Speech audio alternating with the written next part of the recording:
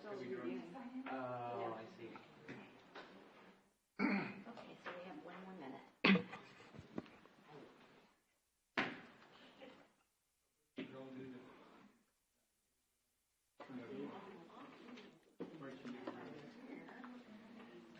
6 o'clock.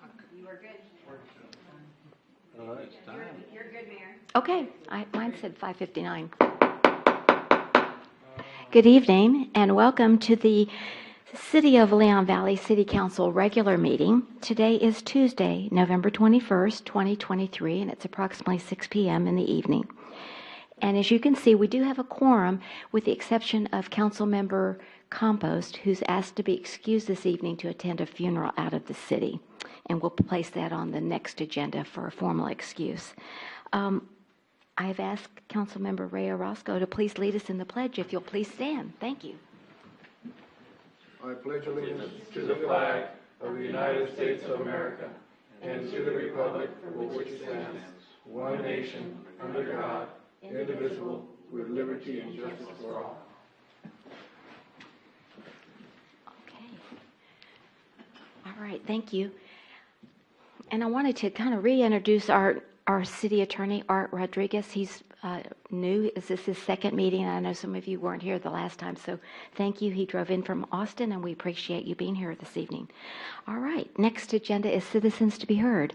If you have a comment for the council, please come forward and state your name and where you reside, and you have up to 3 minutes. Good evening, Sharon, and good to see you.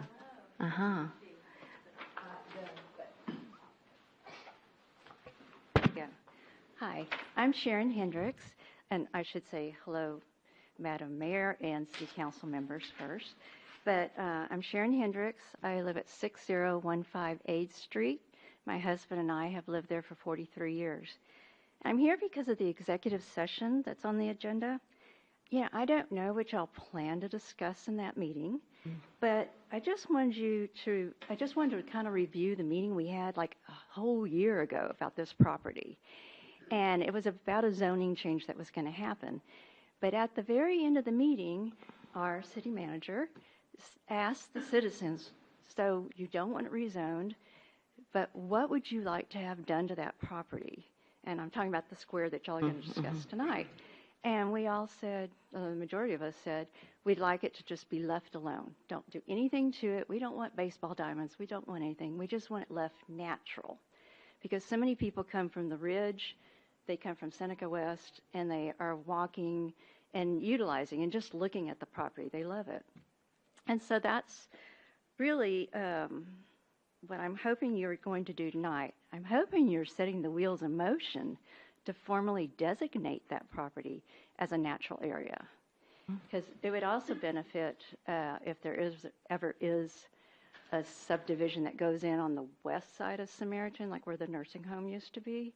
You know, those folks would also be utilizing that property and, you know, enjoying it. Very good. Okay, thank you so much. Really appreciate your comments this evening. Anyone else? Good evening, Kathy, and welcome. Good to see you too. Good evening, Mayor and Council. I'm Kathy Hill, and I live at 6326 Mary Jameson. And I also saw the agenda item for the executive session. And so I would also just like to add to what Sharon said that right now you own the property. And I imagine there are a lot of cities that would like to own property. It's not a bad thing to own property. So, you know, I would urge you to be very, as you are, thoughtful about what's best for the neighborhood, what's best for our community, and to not be too quick to, you know, write it off. As you know, I'm sure there are people that are interested in doing something with that, but as you've heard from the neighbors, you know, we have other ideas about that particular piece of property in the neighborhood. So, thank you. Right. Thank you very much. Appreciate those comments. Anyone else like to address the council? Please come forward. All right. Seeing no one else, then, as previously discussed before the meeting started, we do have a gentleman here for 7.1, and rather than having him sit here the entire meeting, or most of the meeting, that we thought if there's no objection from my colleagues, that we would move agenda item 7.1 up next to accommodate the applicant. So let me go ahead and read that. 7.1, regular agenda. Presentation, discussion, and possible action to approve a plat with requested variances on 9.1810 acre tract of land, being P-4A, ABS 530, CB 4432, and being platted as the Trilogy subdivision, consisting of 67 residential lots located at the intersection of Evers and Seneca Drive. And we have Mindy Teague, our Director of Planning and Zoning, here this evening, and I'd like to welcome you. Thank you. Mayor, council You bet. members. So this is approximately 9 acres of land that is being platted as the Trilogy subdivision. As you said, 67 single-family residential lots located at Evers and Seneca, and platting is required before development of the tract. So council can either approve, deny, or do a conditional approval of the plat with the requested variances. The applicant is requesting to connect water and sewer and construct the sidewalks at the time of building. The plat meets all their requirements as per our city engineer. There is your aerial view of what they call the triangle property, the plat that they're proposing. So all fees with this plat have been paid, and possible increase in ad valorem taxes and sales tax revenue. And the Planning and Zoning Commission did recommend approval. Okay, very good. And would you introduce the gentleman who's here on behalf of Trilogy? Good evening and welcome. Yes, sir. And do you have any additional comments on this agenda item? I don't. Okay. But I'd be glad to answer any questions Certainly. if you guys have And any. I think maybe the colored one would be better. I just was wondering, I know we had an issue with the ingress egress on this property, and it has been finalized. And could you just show the council where those are? Absolutely. Okay, and that's, is it better on the map? Whichever one would be the best. So, I didn't know how close it was to the stop sign, the four-way stop sign on Evers with the blinking light. Let me introduce myself Yes, real sir. quick. My name is Drake Thompson, and my company is developing this project, myself and my partners, Texas Homes. Oh, that's right. So we purchased this property from Mr. Shahadi a few months ago, and we are actively working on the platting and getting ready to develop it. So we're going to have a main entrance right here. Okay, that's So it. this will be an access-controlled entrance. It'll be gated, and then we will have our secondary emergency access up here. This will be an emergency access only. There's not adequate sight distance to have a fully functioning access right there, but we need it for the fire code for the secondary emergency access. Okay, so all of the residents, future residents, will go out of one exit. Yes, ma'am. But in the event of an emergency where right. this exit was obstructed, or we needed to get people out for some reason or in, we have a secondary access here. Okay, and how far is that entrance from the blinking red four-way stop sign intersection? Do you know? I'm just curious. Yeah, right there. I'm going to approximate, because I don't know that exact, but I think it's roughly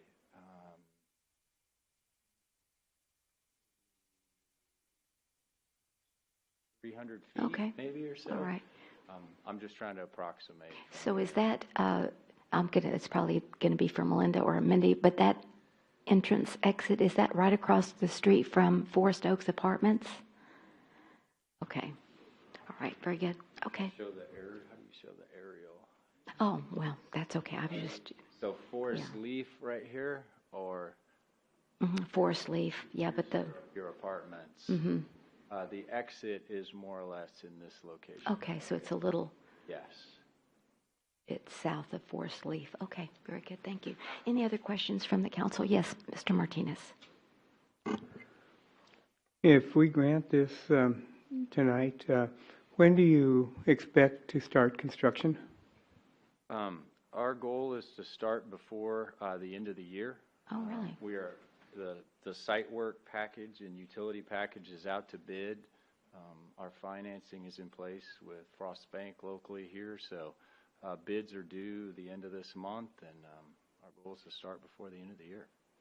Thank you. Okay. Yes, I just had a Councilor question, Orozco. and I'm okay with your request.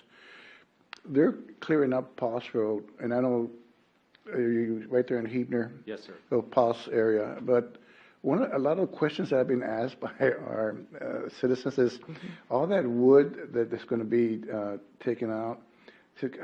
What's possible of us taking some of that wood for our fireplace? I say, I don't know if it's a liability you going into that property or not. I said, but that's a good question. I mean, I'll ask tonight, see what they plan to do with all that oak and mesquite that they got in there.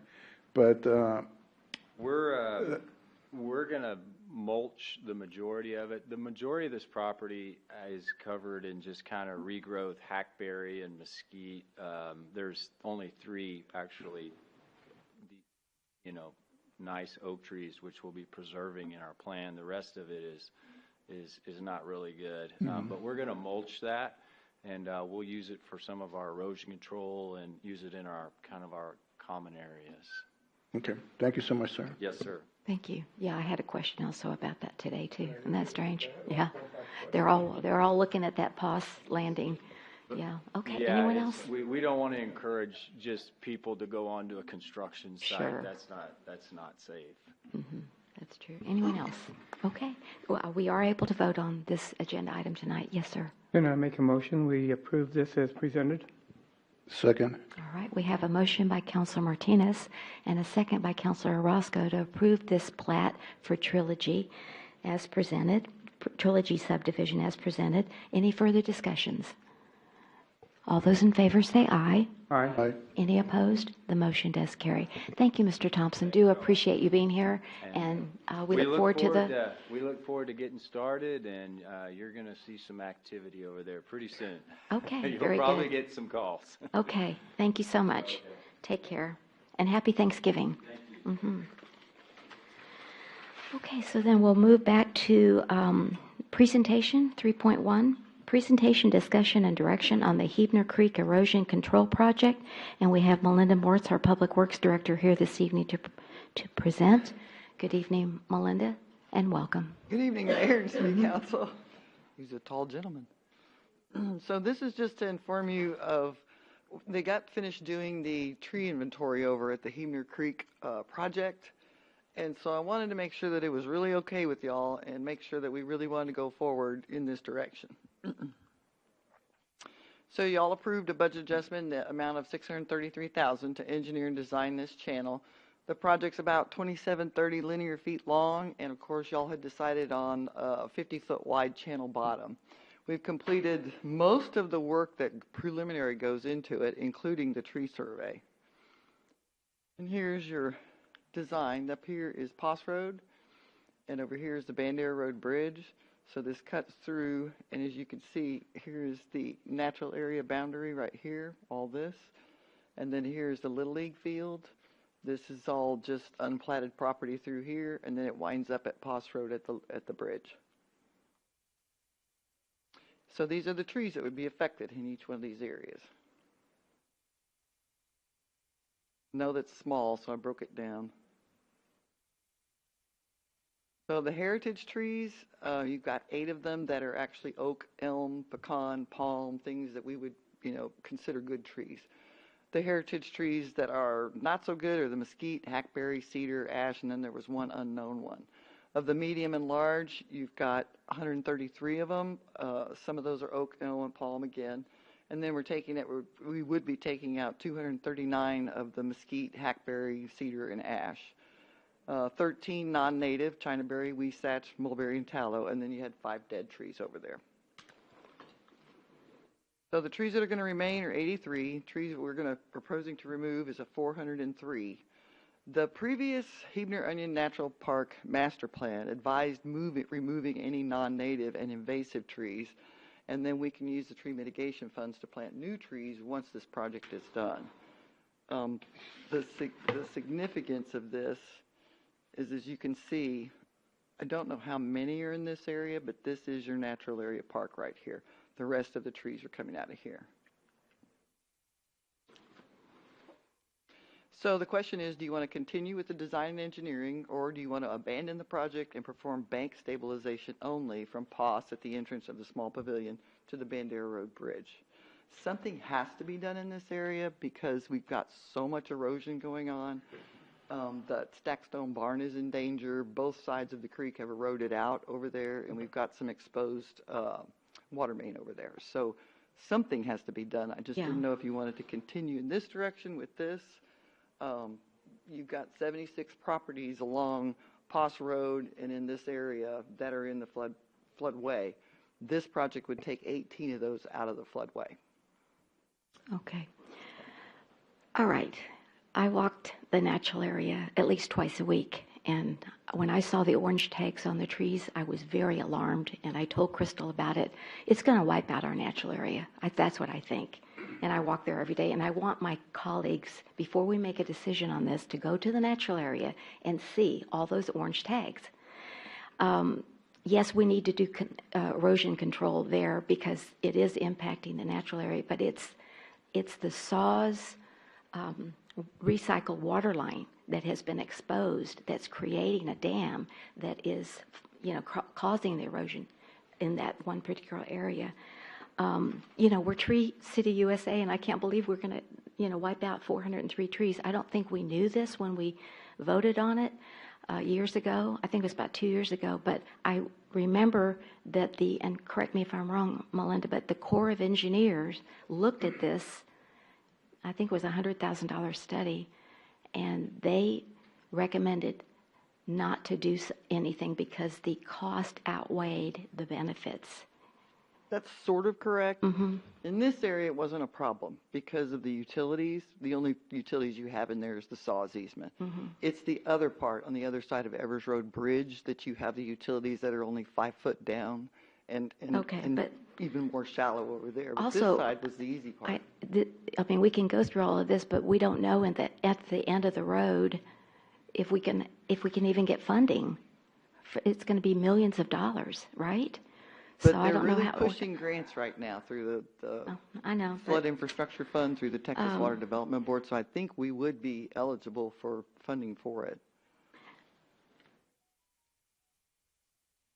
A lot of I know the families need flood insurance, and I know some of them have told me that it's too expensive because, they are in a floodway or a flood. And then you said that the tree mitigation would replace the trees, but I thought we drained our tree mitigation fund this year with all of these sprinkler systems in our budget, right? Well, you did sprinkler systems for $107,000, and then you did sprinkler system along Hike and Bike Trail for $120,000. Mm-hmm. But we've got more coming into that fund with these two developments. With these two developments? The Poss Landing development and the Trilogy. All right. Anyway, I really feel like we need to go down and look at it before, and we don't have to make a decision tonight, but I'm just really concerned about the impact. But again, yes, we need to do something at that recycled water line for sure, but I'm not sure about from Poss. You were saying from Cherry Leaf to where? Would you show that? So right in here, you've got severe erosion, and that's not from the SAWS recycled water main. That's just from this creek being unimproved here. And so, or actually right through here. And so this would actually reshape it and realign the creek so that we didn't have that problem anymore and bring it down here. And then you've got erosion above the recycled water main and, of course, down below it. And then you got massive erosion down here at the Bandera Road Bridge. Mm-hmm.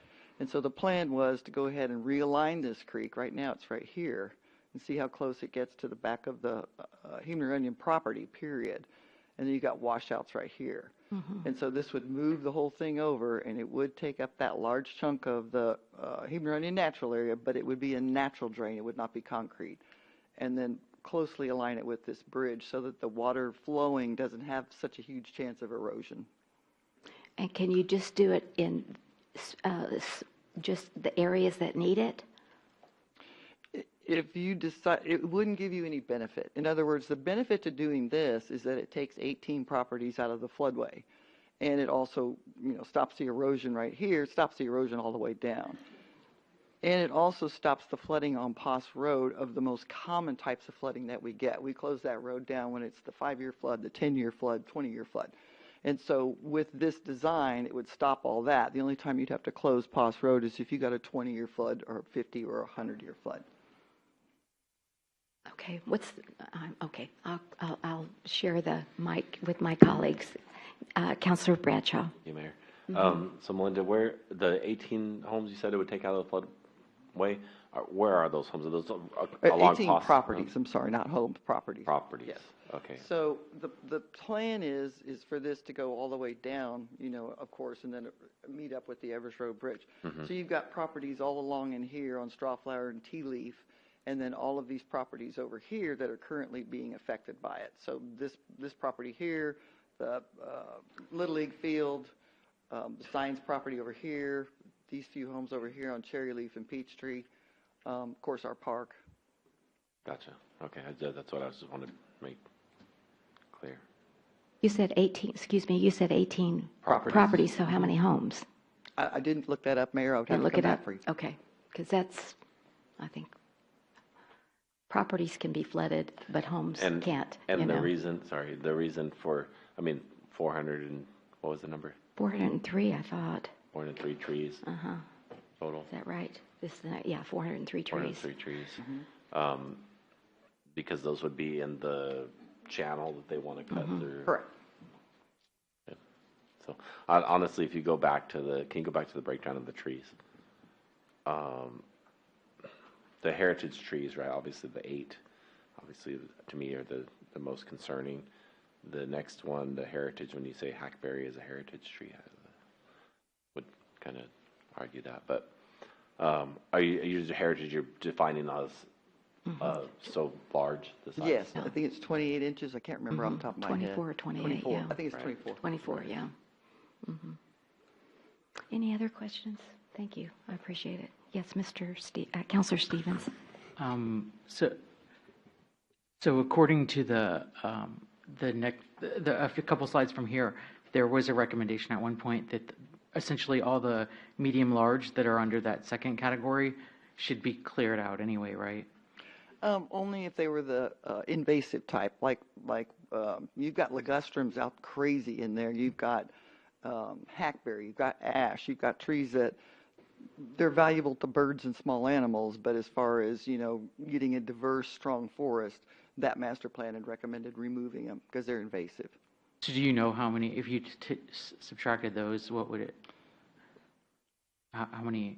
Well, you've got 5 that are heritage, you've got 239 that are mesquite, hackberry, and then, of course, you've got 5 dead ones. Okay, so it's really less than half. I'm just curious, how wide is that channel? Like how wide?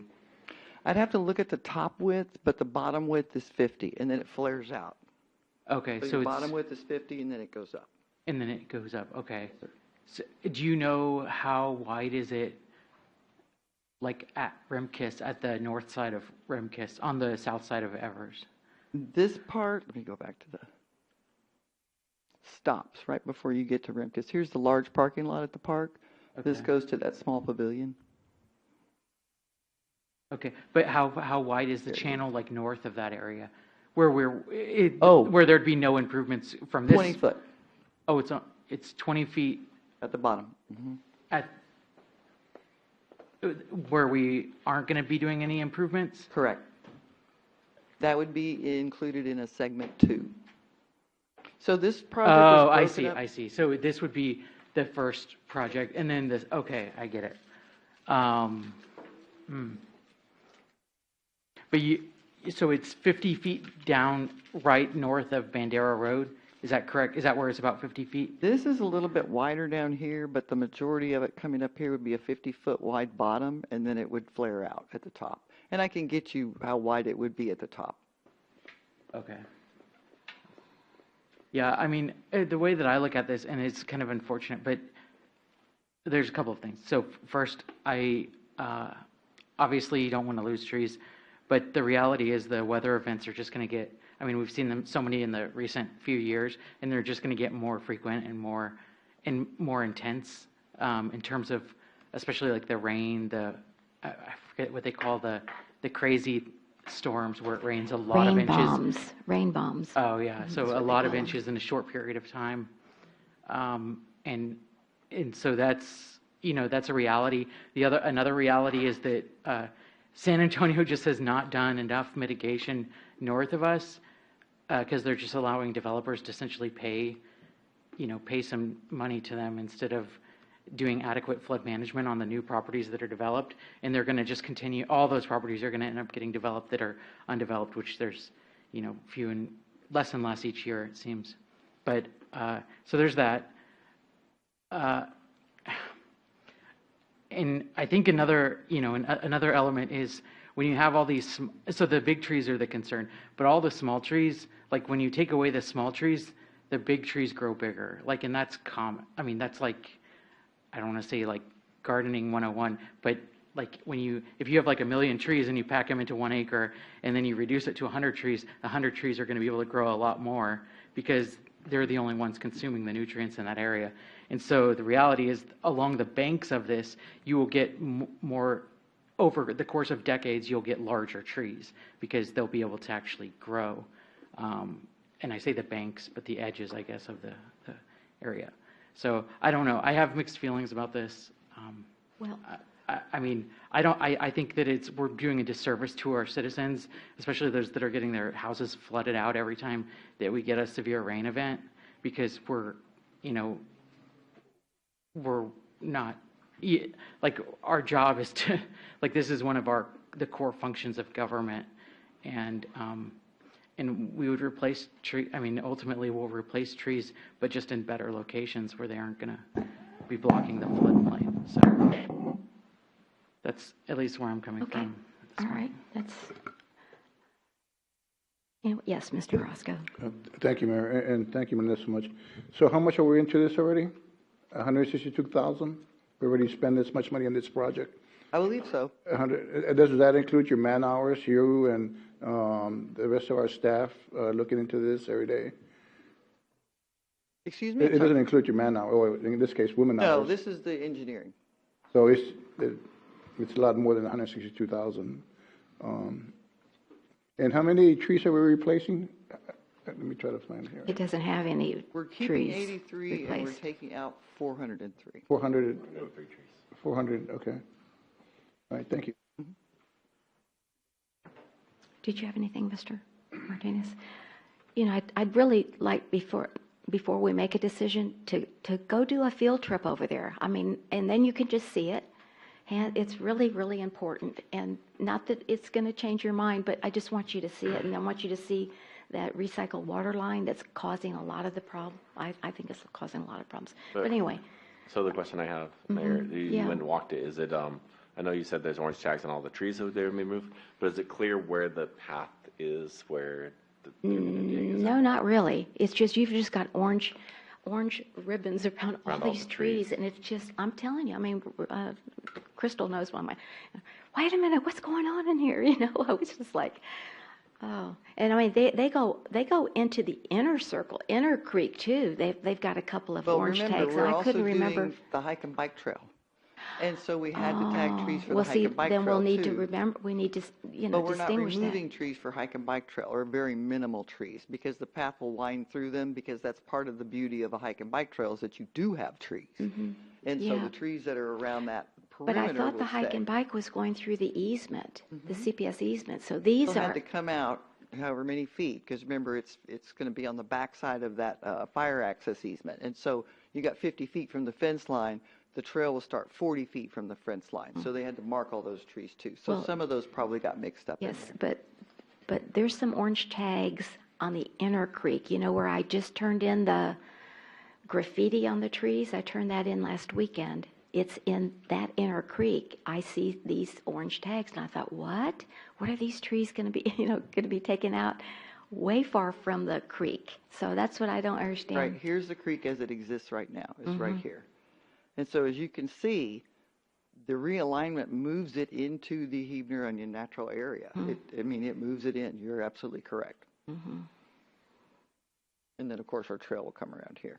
Yeah. I don't know. I mean, I hear you. I mean, I understand, yes, our weather's getting, and I want to know how many homes are impacted, not properties, homes. If it's like 3, okay, or 4, I mean, but 18 properties, again, properties can flood, homes, I am totally in agreement that, they would be important to try to preserve. So anyway, yes. So I Dr. just Caldera. so I would like to know what you want us to do, because we don't want to continue to expend funds. I've gone through this one time before with y'all, and we've had this conversation when we said don't pave the natural area. One of the reasons I brought this back to y'all for y'all to make the decision was because I didn't want to relive that event again, where we made it all the way through and then we had to turn away funding after we got a grant fund because the citizens came out in droves because they didn't want us cutting down trees in the natural area. So we're here again, but this time for a flood control project, not for a hike and bike trail. And so if this is going to become political, I don't want to continue to expend the funds and waste that money if you have no intention of ever cutting down those trees. I brought it forth for y'all to have the discussion, but we as staff need to know whether to continue to move forth with this project, because we signed the agreement with our engineering company for the $633,000 to do this project. And so, but I want to be able to stop them, and I can realign them to the erosion control project to finish out that agreement. So I just need a little bit of direction. If y'all want to look at erosion, if you want to stop completely, we still have to go to our juror to see if they'll let us out of that particular agreement if you don't want to do anything there. So that's just food for thought. Yeah. Yeah. I just think if we would have this, just walk through with Melinda and you tell us, I don't know. I mean, I just think you need to put your eyes on the problem, and then we can make a better decision. That's exactly what I wanted to ask you. Where exactly are you going with this? What exactly is it that you want us to notice when we get there? And the orange tags on the trees. Okay, so you're just going for the trees. Okay. Well, the trees, and then I guess a little bit more understanding exactly, where this is going to. You can't see from the tree tags where the. We would have to have it staked, and what we could do if you wanted to spend some money on it, I don't know how much it would cost, but we could have it staked from the middle, and so then you could see where the bottom of the channel was in the middle. And so then you count out 25 feet on each side, and that gives you your bottom width. Okay. Because eventually it's going to continue to erode, and eventually you're going to have to do something about it. Trees or no trees. We'll look at it. I'd be more than glad to see if there's such an alternative. I'm just saying, how can we make a decision if we haven't looked at it? And then we'll have a better decision. And and I'm going to respect the council's decision. You know that. Councilor Martinez. Where I look at it, we have to do something with the erosion. And you go down there and you can see it. It's ugly, very ugly. We have to do something. We have to stop some of the flooding. This hopefully will help mitigate some of the times when our whole park is flooded. Remember a few years ago, it got flooded right before the 4th of July, and thank God it dried up, so we were able to have the 4th of July celebration there. But this we have to do something, and it's just going to continue eroding, and it'll eventually start affecting the baseball diamonds and even some of those houses back there. But if you look at the number of trees, the bad trees, about 250. So basically, we're removing 100 and what, 100, we're 250, 350, 400, 150 trees is the, for lack of a better word, the good trees that we'll be removing as opposed to 250 of the bad trees. Hackberries are good trees. Let me tell you, I've talked to the tree people. They are good trees. They're not trash trees, but they're good trees. So would Anyway. you like us to schedule a special meeting for us to all go out there at one time, or would y'all like to go out there individually, or what would y'all like? I would say all at one time, but anyway, Counselor Stevens. So oops, let me do this, sorry. Can you go back to the map again? I have another question. Yeah, right there. So the way the current creek, it's kind of like that. It looks like a trail, kind of on to the left of the channel. The current creek bed. Is that okay? Yeah. So right. So after, like, say this project was done and it was completed, that will no longer be a creek bed, right? Correct. Like that will then be the natural area. It will be part of it. And what I would suggest, if this does go through, you're going to have a hike and bike trail come through here, so you will be able to maneuver through there. But, you know, this is a trail here too. And so if you wanted to go from this side over to this side, which will then be flat, then I would suggest putting some kind of a bridge. Okay, I see. Yeah, so that's a good idea. I just don't think 50 feet is actually that wide. I think it's hard to imagine right now because, and I guess another question, so why are we not just going where the creek currently is? Is it because of utilities? Not because, in fact, the only utilities we have down there is saws, and they're very deep, other than that one recycled water line. It's to ease this, the flood hydrology. Right now, when it comes through here, it just tears at this bank over here. And so we're going to loosen this up a little bit, and then, of course, when it comes around here, it tears this up too. So this straightens out the alignment more and allows it to flow better so that it doesn't jump banks and tear out soil. Okay. So it's hard to picture also, I mean, it's very difficult to picture because you could go and say that all these trees are going to be taken down, but the reality is I assume we would likely plant a bunch of trees where there currently is open space, you know, where this project would not be in the end, you know, after the project was said and done. But I mean, I'm all for going and looking at this. I have no concern with that at all. However, I think the problem is not, like, when we're discussing this agenda item, the problem, when we identify what the problem is, it's not that we're losing trees. The problem is the flooding.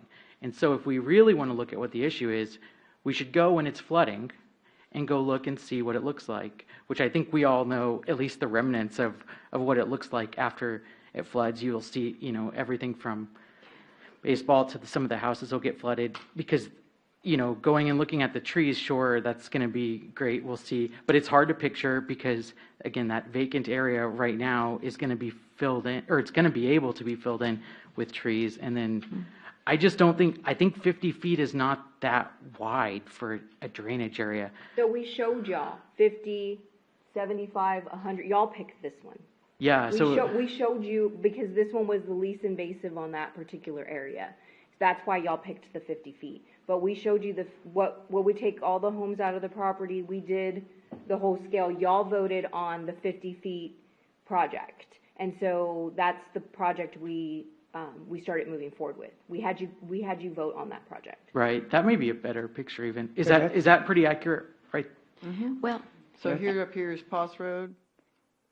Here is the creek right now, and you see how it has some really sharp curves. So that would be the area that in the end, after the project was done, that would be filled back in as a natural area. Yes, all this would be filled back in. And it would just, I mean, it would take some years, but at least then we could plant trees that would actually like mature, you know, be nice. So what I'm hearing is the next step is to have a field trip out there. Is that correct? if you don't mind, but I just had another question, and that is, I think when we looked at the 50 feet, I don't know if y'all thought, I just thought it was at the same place, the same creek. Do you know what I'm saying? Same creek line. Again, we're not hydrologists or engineers, but anyway, that's number one, misnomer for me. Number two, if we go forth with this project and we've identified the trees that need to get out, we would not push the project forward until we got funding, correct? Correct. We Okay. wouldn't have the money to do So, this right yeah, now. so in other words, what you're asking the council is, and again, I just want us to look at, I don't know when the last time you were at the natural area, Mr. Stevens, but I mean, we have a Grand Canyon. I call it the Leon Valley Grand Canyon. It is about 30 feet deep from the erosion. I mean, you've got to see it. I mean, it is just amazing. So, anyway, and I guess that's what I wanted to make sure is that we're not going to cut the trees down and then do the project. You know, you wouldn't even proceed until you got funding. And to me, that's the million-dollar question. Can we get grants? I hope we can. I know we had was it this constitutional amendment, $1 billion for water projects, right? Yes, ma'am. So, but of course, the Texas is huge, and we have to stand in line, and I don't know what our chances are to get grants, but I know you'll do a great job to get one. But anyway. We'll try, definitely. Yeah, but anyway, that alleviates my concern in that, you know, if we do go forth with the project, it's only if we're going to get funding. Remember Right. when we talked about this, it was to get projects shovel-ready, because the ones that get the funding the fastest are the ones that are shovel-ready. So we want, all the design and engineering Yeah. done, ready to bid. Just like Bandera Road. Not to get the Yep, grant. I gotcha. So, all right, But thanks. I didn't want to spend $633 if I we know. get the, because that's what happened with the hike and bike I trail. know, We got I know, the funding. I know, And I we know. gave the funding back because y'all didn't want to cut the trees down. So I don't want to spend $633,000 on engineering. If that's where we're going to end up, we can use the $633,000 somewhere All else. right, but would everybody at least, let's go look at it first, and then we can come back and vote on it. It would just make me feel better, you know, that everybody has got your eyes on. Melinda, come on. I love that place. You have no idea. It's so peaceful. Go ahead. So Counselor if I'm Stevens. understanding correctly, so the outcome of this, and I guess the request for us to provide input or whatever, is to go forth with the engineering, for the paperwork. Correct. The Getting it all ready. to charting go. it out, Correct. doing environmental stuff and all. All the stuff. Yeah, okay. So And- that makes sense. So, because what I've seen with a lot of the flood projects, oh my gosh, what is that meeting I went Texas to? Water Board, Yeah, like they Texas only Water- give money To to shovel-ready shovel-ready projects, and they will refuse, I mean, if you don't have it like ready to go, they aren't gonna even pay you any attention. And then, excuse me, how much would it be to stake it out to where we could visually see? I don't think it'd be it. that much. I can ask Byron. It's a matter of a surveyor going out there, and they've already had it surveyed, Yeah. so it'll be So easy to find the I mark. think it would be good Yeah, for us to see it. or if they just like Yeah. spray paint it on the. Yeah, Now, I whatever, don't so we know could see how it. easy it's going to be to get back there, because this is the natural area, okay? We know that one, and we have a trail through here, no problem. This is all like woods. Oh, you can get through there. Can you get through Oh, here? yeah. Okay. You know why? The deer have trails. Well, we can follow a deer trail. That's right. The deer have trails. But I can I don't go, certainly- I mean, you're not supposed to go in the inner, I mean, that's what we've always said, stay on the perimeter trail, but I think we can get through it just with the deer. So do you want me to go ahead and have the property staked? What do y'all think? I think we And should. y'all would have to have. I mean, I would find a date that we all can be there, Yes, and then stake it, and then because it bef- will get a wash yeah. away. We've had that happen before when we Okay. staked out the hike and bike trail. Yeah, people stay, we've gone through that before. I have a suggested date. I have a suggested Thanksgiving. date. No, I'm just kidding. No, Saturday, December 2nd, after the breakfast with Santa. I don't know if he'll have to. I won't be do here. that then. Oh, you won't be here? December 2nd? Let me find out when they're available to go stake it. Okay, I'll never shoot mind. you an email.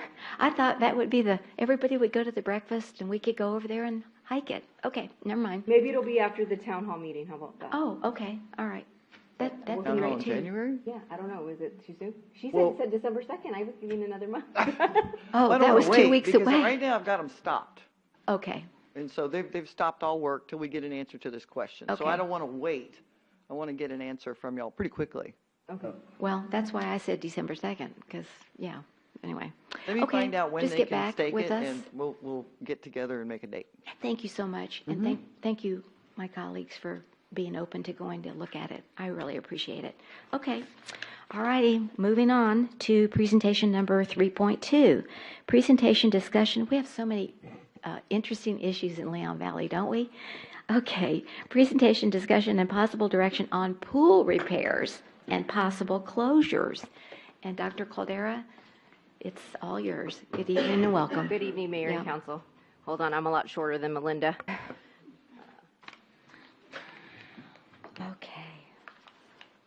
Okay, so this is another kind of touchy subject. That's right. But I needed to bring it forth to y'all so y'all can make a decision. Just a little bit of background. San Antonio Pool Management is the company that we utilize to run both of our pools.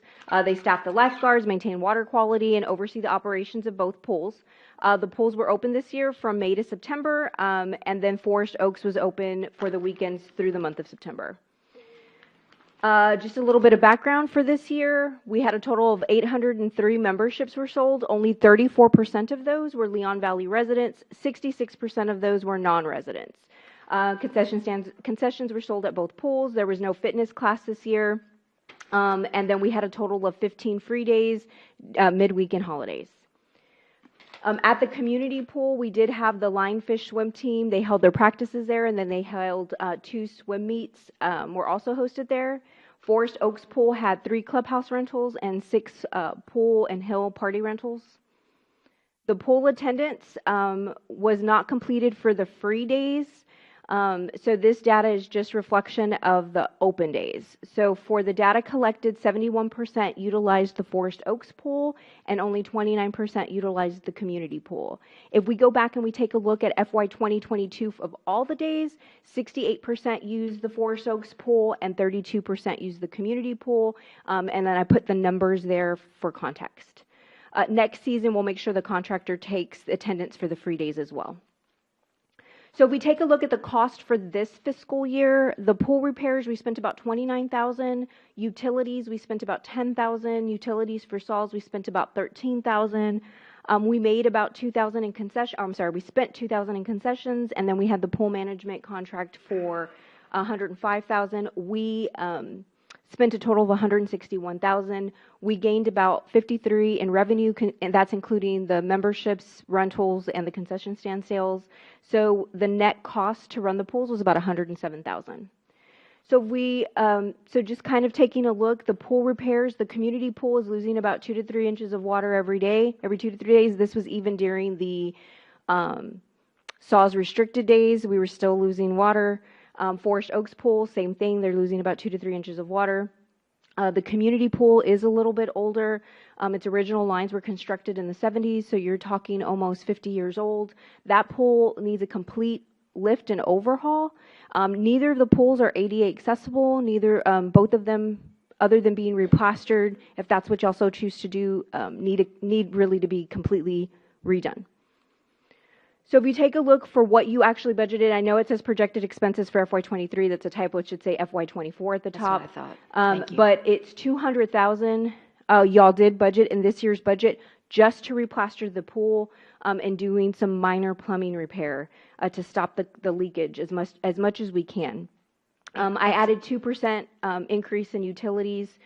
So we're looking at $10,000 in utilities. For electrical and about $14,000 for saws. I put the same concession stand sales. Y'all did budget for an increase for the pool management contract. We will go out for bid for that. For $130,000, y'all budgeted for FY24. So it would be a total of about $500,000 this year. If we anticipate the same revenue, the total net costs to run both the pools for this fiscal year would be about $464,000. I don't know if the replastering of the pool will hold up for 5 years, 10 years. I feel like we just replastered the community pool when Miss Nelson was on the council, if I remember correctly. And so you're talking maybe 10 years ago. Maybe. So replastering. 2011, I think, yeah. So replastering may hold up maybe another 10 years, but you got some severe plumbing issues. You're not ADA compliant on either of the pools.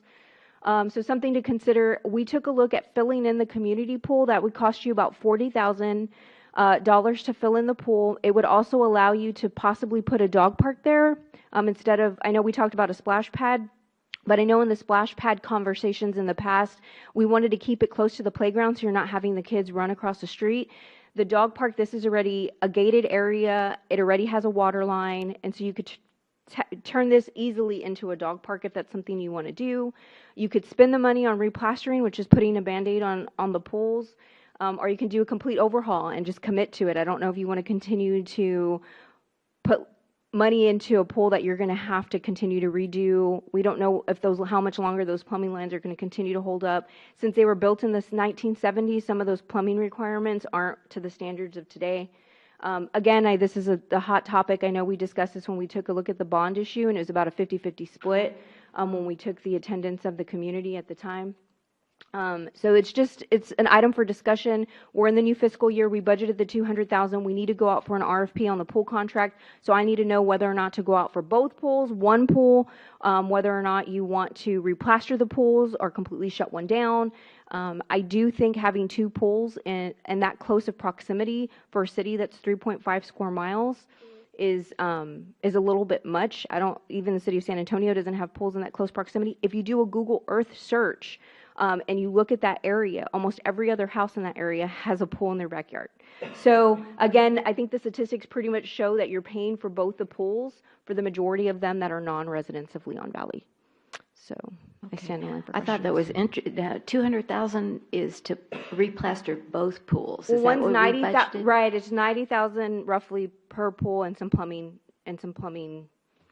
slight plumbing changes. I thought that was interesting that when we did the survey with the doing the capital, the bond a couple of years ago, it was like 51 to 49 or something. But now when you look at the attendance, it's much more leaning towards Forest Oaks. I think people don't like change, if you're taking, they feel like you're taking so- away an amenity. And so I understand that. I understand that many of the residents, especially in the straw flower area, would feel like you're removing an amenity from them. So I do understand that. Yeah, I'm thinking we should maybe add this to the town hall meeting. Just a thought, guys. I'm just wondering. But we can always, and I know Crystal, you've been an advocate of closing one of the pools for a long time. But again, it's the citizens and the quality of life and what they want to pay for. But we could also increase the cost of membership, cut down on the free days, advertise the rental of the pool facilities for parties, and then take it to the town hall. But anyway, those are my for additional input if you think that would help. But anyway, those are my thoughts. Yes, sir. Go Thank you, ahead. Mayor. Uh-huh. Yes, I totally agree with you. It's going to be a double-edged sword. We're going to be darned if we do it, darned if we don't. But I think that we need to make a decision to be financially advantageous to the citizens and to the city of Leon Valley. I always liked the Forest Oak pool. I think it had a lot of potential. If we invest a little bit of money on it and make the party room a little bit better, because it's really not that nice. If we can put a little bit of money into the party house. So that was my recommendation, was to close the community pool and then do overhaul of the Forest Oaks pool. Add some barbecue pits, more picnic tables, more accessible to the pool. It's prettier. I just think we need to be, financially responsible. Yeah, the whole building right now, for it doesn't look like ADA the community pool is really. I don't want to say anything negative because everybody, I go to that pool, but I think it'd be financially advantageous if we go with the Forest Oak pool, fix it up really nice, put some money into it, advertise it, fix a party room, and I can guarantee you that you would have somebody run it every weekend or even during the week. And just clean it up a little bit. Let's invest in one pool, and we can think of other things to do with the other pool. I know that Councilman Stevens wants a dog park, and I'm willing to entertain that as well. Are you in favor of that? Okay, very good. Yes, Councilor Stevens. So I, aside from the dog park, I completely agree. I think the data, I've never seen such clear data than this when we've talked about this, because I do recall the 49-51 vote. And so for that reason, I would hate to take it again to a meeting and expect that we're going to actually leave with some valuable results, because the data clearly shows that the Forest Oaks pool is utilized a lot more than the community pool off Pawson. And it's kind of shocking also, because we're saying it's for the resident, it's for the residents, but really the majority of people that use them are not, Leon Valley citizens. So then, it goes back to like, why poll the Leon Valley citizens for something that's primarily benefiting others. But the one thing that I would like to add, so I think that's a good idea. I think we should close the POS pool. I think we should, if there's a lot of outpouring of anger, then just leave it closed and let it sit. I would prefer to just demolish it and leave land. I don't think it's a good dog park. I like the first idea by more towards the Little League. Dog parks that don't have shade are not attended. This won't have shade. And so that's important for a dog park. So I don't know what else it could be. I'm sure there's a lot of other creative ideas. So like the shading, I don't know if you've seen them at the Pearsall, but like kind of like the playground shading, you could put yeah, that it doesn't there. work. If you go to the San Antonio dog parks, the ones that have those type of shit, it just doesn't, people don't go to them. I don't, it's just the trees is what makes the dog park better for some reason. I don't know why, but They have a place to pee. yeah, because there's a lot of places to pee. There you go. A lot of. I just thought I'd add But that. and then as far as the Forest Oaks pool, I think we should, and I don't know how we would fund this or the costs. Or I agree again with Mr. Orozco. I think that building kind of needs to get just demolished, and I think it should get replaced with some type of structure, but that's likely ADA accessible, but also that has a bigger party room where like you can have more people perhaps, if that's if that's feasible. But yeah, I think there's a lot of area for improvement there. And then the other thing that I was going to say was if we don't have one pool and then we only have one, we can either possibly both extend the hours of that one pool that's open. The labor cost should be less because we aren't funding lifeguards at two The pool pools. contract would be cut in half, and then long-term, the amount of money you currently invest in your pools, right? Chemicals, chlorine, staffing, your contracts, utilities. And then at some point, right, if we do an overhaul on both, you're going to be in the same position 20 years from now, trying to figure out pools aren't meant to last forever. And so you're going to need to redo them again. And so I would rather I'm not saying that pools are bad for communities.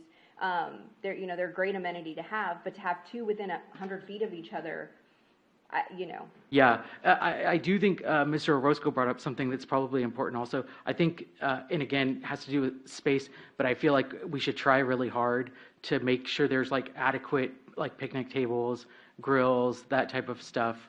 Especially if we're gonna redo the building, but really invest in one of them. So then people don't look at it as so much like oh man, they shut down my pool, but oh, that pool is now way better, and we would prefer to go to that pool anyway. Type of Okay, Melinda, you had some I was just comments. going to, before y'all get all happy about it, that pool, the Forest Oaks pool, nothing about it is ADA accessible. The building, the grounds around the pool, none of it is. And so, remember I had talked to y'all about it through the bond hearing, and it's about $700,000. If you were to try and remodel the building that's there, it's over $1 million. But if you demolish that building and then demolish the patio areas around it, and just dropped in one of those modular buildings that looked like the neighborhood, they were really nice, that would cost you about $700,000. So just so you know. So you can invest $200,000 roughly this year just to replaster the pools, or start putting some of that money towards making one of the pools nicer. All right. Yes, Councilor Bradshaw. So, can you go to the pool attendance slide real quick? Is that a question? I just thinking about the town hall, right? It was about 50-50 what people said, close this one, close that one. But this is the real number we should look at. 71% Forest Oaks, 29% community pool, right? But I do have a question. What's the difference? Was the first top number 2023 and then the next Yes. FY22? Okay, so Yeah, and then 2023 didn't have, if you read the first one, didn't do the attendance for the free days. at Yeah, all. so we that's don't know why the we added numbers. the 22. And that 22. 5149 was not from the town hall, it was from that survey. The survey. of the bond. Okay. Yeah. that So was- still, yeah. it's probably whoever lived Yeah, closer to exactly. which pool, right? But this is the real story, 70%, 71% and 68%, the previous year. It's pretty close. 2-to-1 that people are using the Forest Oaks pool. So I think that's kind of I agree with my other counselors about closing down the community pool. All right, thank you. Yes, Mr. Martinez, your turn. I'm in agreement. And I'm just wondering, there's not that much land around the Forest Oaks pool. If we were to expand it or do anything, make it nicer, there's not that much area that we can. But let me just throw a wild suggestion. Get rid of the tennis courts. Put the tennis courts where the pool is right now. Make it a tennis court, pickleball court, and that way it'd be close to the regular pool, regular park, and then that'll give us more area to expand the pool and have more parking. And I actually went to the Tennis Association to try and get a grant from them to redo our tennis courts at Raymond Rimkus Park because they're in really bad need of it. And we proposed to them the idea that we make it a tennis court pickleball court, do the both dual use. And they would not fund a grant if we had pickleball on their tennis Oh, on the my tennis goodness. court. And Yeah. so keeping them separate actually leaves us open to more grant money from the UTSA people. No way, yeah. So, just so okay, you know. and we put pickleball courts where the community pool is. All right. Yes. I know that we can't Councilor make a motion because it doesn't say, just says possible direction. I'd like to kind of make a motion to allow the city manager to research on closing the Paulus Road, which I guess it looks like everybody's in agreement, the community pool, and what improvements we can do to Forest Oaks pool this coming summer to make it attractive for people to go there. If we can just give direction, the city manager, to do that, and then we'll cross that bridge when she comes back. If that's a motion, I'll Is that a second. motion? I'll second that. Okay. All right, so we have a motion by Councilor Orozco and a second by Councilor Stevens to direct the city manager to Get a plan for Forest get a Oaks. plan for Forest Oaks and bring it back. Okay, any further discussion? Yes. What about this, y'all, I'm hearing that y'all want to go on the data that you're seeing in front of you on the attendance and not go back out to the citizens. I Is think, that what I think I'm- like. Is that what I'm hearing? I think like Mr. Bradshaw Okay. said, this is much more relevant. Okay, This I is just the wanna be data sure. that actually matters. It's a lot more Okay. people, right? These are the people that go to the pool. Okay. And I was thinking about when you were saying it was non-residents versus residents, like in my family, my granddaughter comes, my son comes, and so, that, just family members that don't live in Forest Oaks come to the pool Right. when they want to have a family gathering. So that might be what's driving up the non-residents. It's just a thought that I had. Okay. Yes, sir. Further discussion. So I would like to see that if we have utilization data for those tennis courts at Forest Oaks, so we don't keep track of that. Well, Unfortunately, the tennis courts are free as long as they're not rented. And so we have a little group of tennis players that Every goes there morning. on Wednesdays. We probably have 2 or 3 sets of people that use that court. The rest of the time, that court is vacant and not used. Okay, very interesting. Okay, well, so that I am kind of open to like exploring, if we need more space. A good example of how the restructuring of spaces is Whataburger here, because the new one's going to have like double lanes. It's going to have more, like a lot more user friendly and stuff. And I think that there's a way to probably restructure the space we have if we're going to be demolishing buildings.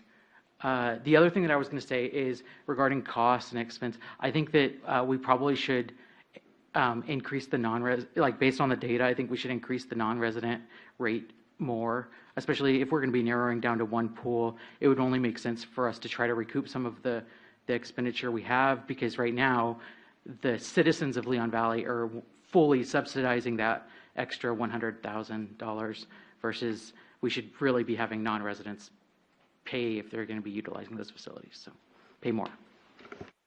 okay, well, and we're going to vote here in just a minute, but I thought that was an interesting picture, Dr. Caldera. I wanted to see all of the other Pool, neighborhood pool, I mean, the individual pools. Pool. So you can see all the pools around the area. I just bought one. Pool. You did? There's a Okay, above that's ground on the pool. other side of Forest Oaks. Yeah, that's on your side. No, you're down at Pavona. Okay. All right, yeah. There's a lot of pools in the areas, you know, you zoom, there's a pool there. Some of them are hidden by trees, there's a pool there. That's mine. That's your- Okay. All right, so let's vote on this. All those in favor for Dr. Caldera to bring us back a plan for the Forest Oaks pool, say aye. Aye. Any opposed? The motion does carry. All righty, thank you very much. Really appreciate it. All right, moving then to announcements by the mayor and council. I just have a few. I'd like to invite my colleagues to mark your calendars for November 28th, which is the Tuesday following Thanksgiving at 10 o'clock at Commissioners Court. The pilot program for the outreach for the homeless will be presented to commissioners that morning. And, you know, I know that they would like to see support from our community. We did hear from Robert Reyna last week, and Sarah, not Sarah, why am I blank on her name? Katie she's not Vela now, Katie Wilson from Sarah, now it's called Close to Home. They presented to the mayors. And Robert Reyna is they're looking at starting with Leon Valley and Balcones Heights, and then the other commissioners want to expand it in the future to other suburban cities. So if you could be there at 10 o'clock on the 28th, that would be great. And I know Dr. Caldera and I will be there, and the mayor of Balcones Heights, Mayor DeLeon, will be there. And then last but not least, happy Thanksgiving on behalf of the council and the staff. We have a lot to be thankful for, so thank you.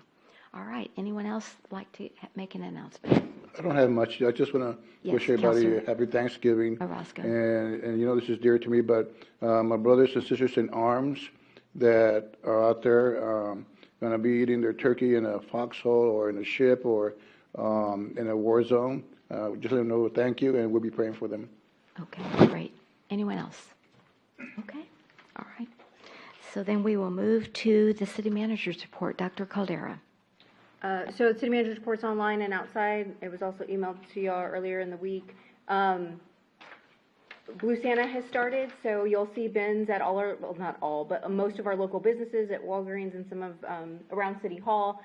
There's also a QR code, so if you don't have cash, you can Apple Pay us. And so we hope that y'all donate to Blue Santa. It provides toys to needy kids this Christmas. And who do you make the, if you write a check, who do you make the check out to? You can make it to the city of Leon Valley and just write on the check it's for Blue Santa. Okay, all right, very good. We'll make sure it goes into that account. All right, and I do note that on your city manager's report, again, 2 events before our next city council meeting you have noted, which is Breakfast with Santa on Correct. December 2nd, Yes. and our lighting on December the 4th. Yes. So, And that's on the agenda. and that's on the, yeah, just wanted to make a shout out. Thank you, because I know lots of work are going into those two annual events. So thanks to everyone for that. Okay. Thank you, Dr. Caldera. I do appreciate it. All right. Consent agenda items 6.1 to 6.7. Any of the council members wish to discuss any of those items? If not, may I have a motion and a second? So move. And I'll second. All right, we have a motion by Councilor Orozco and a second by Councilor Stevens to approve consent agenda items 6.1 to 6.7. All those in favor say aye. Aye. Any opposed? The motion does carry. Thank you all very much. We have already taken up 7.1, so let's go to 7.2, and we will vote on this tonight. Discussion, presentation, and possible action on an in-kind grant application for tax aid services through AARP, and we have Crystal Miranda, our Community Development. What is your exact title? Community Development Director. Right. Okay, I got you. Relations Director. Okay, very good. Thank you. Good evening, Mayor, Council. All these Thank you. words. Okay, appreciate it. Thank you, and I'm so glad you're here. Right, so here to bring forward 2 in-kind grants, put them all on one PowerPoint for you. AARP Tax Services is requesting use of the community conference centers for 1, their training of their volunteers, and 2, the use of the community center for their actual services open to the public. So the training request is to be held at the conference center for 3 weeks, beginning January 2nd, going Tuesday through Friday from 8:30 p.m. to 4:30 p.m. The tax aid services are requested at the community center for every Tuesday and Thursdays from 10 a.m. to 2 p.m. beginning February 1st through April 16th. So a little background about them. AARP, they have a grant and they prepare free taxes for residents or people around surrounding Leon Valley. They are volunteers, so they're not paid. They've applied for the grants previously in previous years, and they have been granted them. Northwest Seniors, yes, they do accommodate the community center, but they have indicated it's common practice to share the space of that building for their services. Here's a picture of the last year's training at the conference center. Just a reminder, background, September 4, 2018, Council did vote to require a deposit, no longer waive any of the cleanup, security, or setup fees. AARP is requesting a waiver of all the fees at both facilities for their training and for their services. The training cost, total fees that you're looking at to waive is $15,420. The tax aid services, you're requested to waive $18,700. The in-kind grant committee reviewed their 2 requests. The training application scored 18.67. The minimum points required is 18. The services scored 19, or vice versa, sorry, 19.3 for the training, 18.67 for the services. The minimum again is 18 for waiver or approval. It is city council discretion for approval or waiver. One thing I will note is that AARP is requesting that Public Works sets up for their layout every Tuesday, Thursday at the community center. That is in their application. So that means they set up and take down? Correct. Okay, very good. Would you go to that summary of the cost, the waiving of the cost? Yeah. And so I'm just wondering. Oops, I have a extra 0 in one of those numbers I see right now. On the security, sorry, of the training. Oh, okay, gotcha. So, of all of the money listed, what is or do we have to contract out for the cleaning, for instance? Or does our cleaning for the person services, do it? since they are requesting Public Works to set up, that is something they don't do normally. That is something that will take time for the staff to go and do, prepare the tables, prepare the chairs. Yes, I understand their volunteers are elderly and they may have some trouble doing that, but that is something that Public Works would have to pick up the slack and require some of their staff time. They've been on here. So their cleaning is the price. Oh, the cleaning is the price for that. Okay. So that's $1,700 for the training and $44 for the tax aid. So the tax aid services, cleaning, $4,400. So that's out of pocket, I guess you would say, because we'd have to pay. No, I guess we don't. Yeah. Well, But then they don't get to do something else. Well, my Correct. recommendation to Put y'all some is further to behind. approve it like y'all normally do, and they need to figure out their setup and takedown. Like they've always handled their takedown and setup. Okay. We've not done that in the past. They set up their own tables and chairs, and they would put them away. Okay, but on security, No, would we have because to do? they're open at the time. They're there when the Northwest Seniors are. We've done this every year. Yeah. So they've been doing this longer than I've been employed here. They go when the Northwest Seniors, with the exception of the training event. They're there normally when the Northwest Seniors are there. They the Northwest Seniors allow them in there when they're there. And they're the ones that kind of handle the comings and goings of the AARP. And people go in for their free tax service. And it's something y'all have always provided because it is free to the public. They provide the free tax services to the general public. So they've been there longer than I've been employed here, as I've said. But we've never had to set up and take down for them. Okay. So Yes, if we security didn't would do have to it- be waived at the training site because physically there's no one else there at that training building. But the Northwest seniors share the space, so there's no security cost associated with that. Okay. If that's what you're asking about security. I thought we had to have a police officer there for some reason, security. I'm going to have to pay for somebody to open and close the conference Open and center for close. their training. Okay, so that's the security, Yeah. is opening and closing. Okay, very good. All right, somebody had their hand up. I'm love for you to ask a question, Counselor Bradshaw. So I agree with Crystal that we, would approve it except for the setup and takedown, that they're responsible for that. But I did question, do we know any numbers of how many people take advantage of this service? So they did Yeah, they provide, had it. it's in the PowerPoint Oh, it or, probably was. and they, not my PowerPoint, rather, in your packet. Mm-hmm. It is in your packet. They did provide numbers of how much they were actually, how many people they saw, how many were Leon Valley residents versus weren't Leon Valley residents. And 400 things and like that. something, yeah. Okay. Right. Okay, any other questions? Yes, Counselor Martinez and then Counselor Stevens.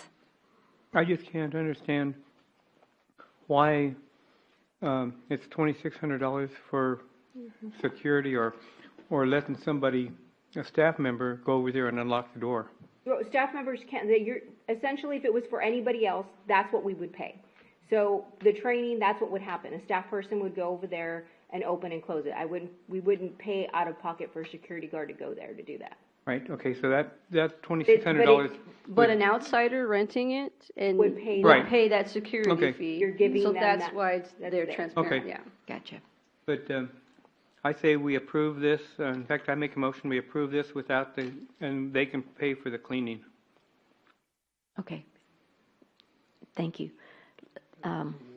Wait, I what? have to, It's I not wanted the to hear cleaning. from So Mr. you- Stevens Okay, first, I'll hold my if you don't motion. mind. I'll hold my Because motion. I'd already called on I'll them. withdraw my motion. They will handle their own setup. They're not paying for the cleaning, they're just handling their own Their own setup. setup, yes.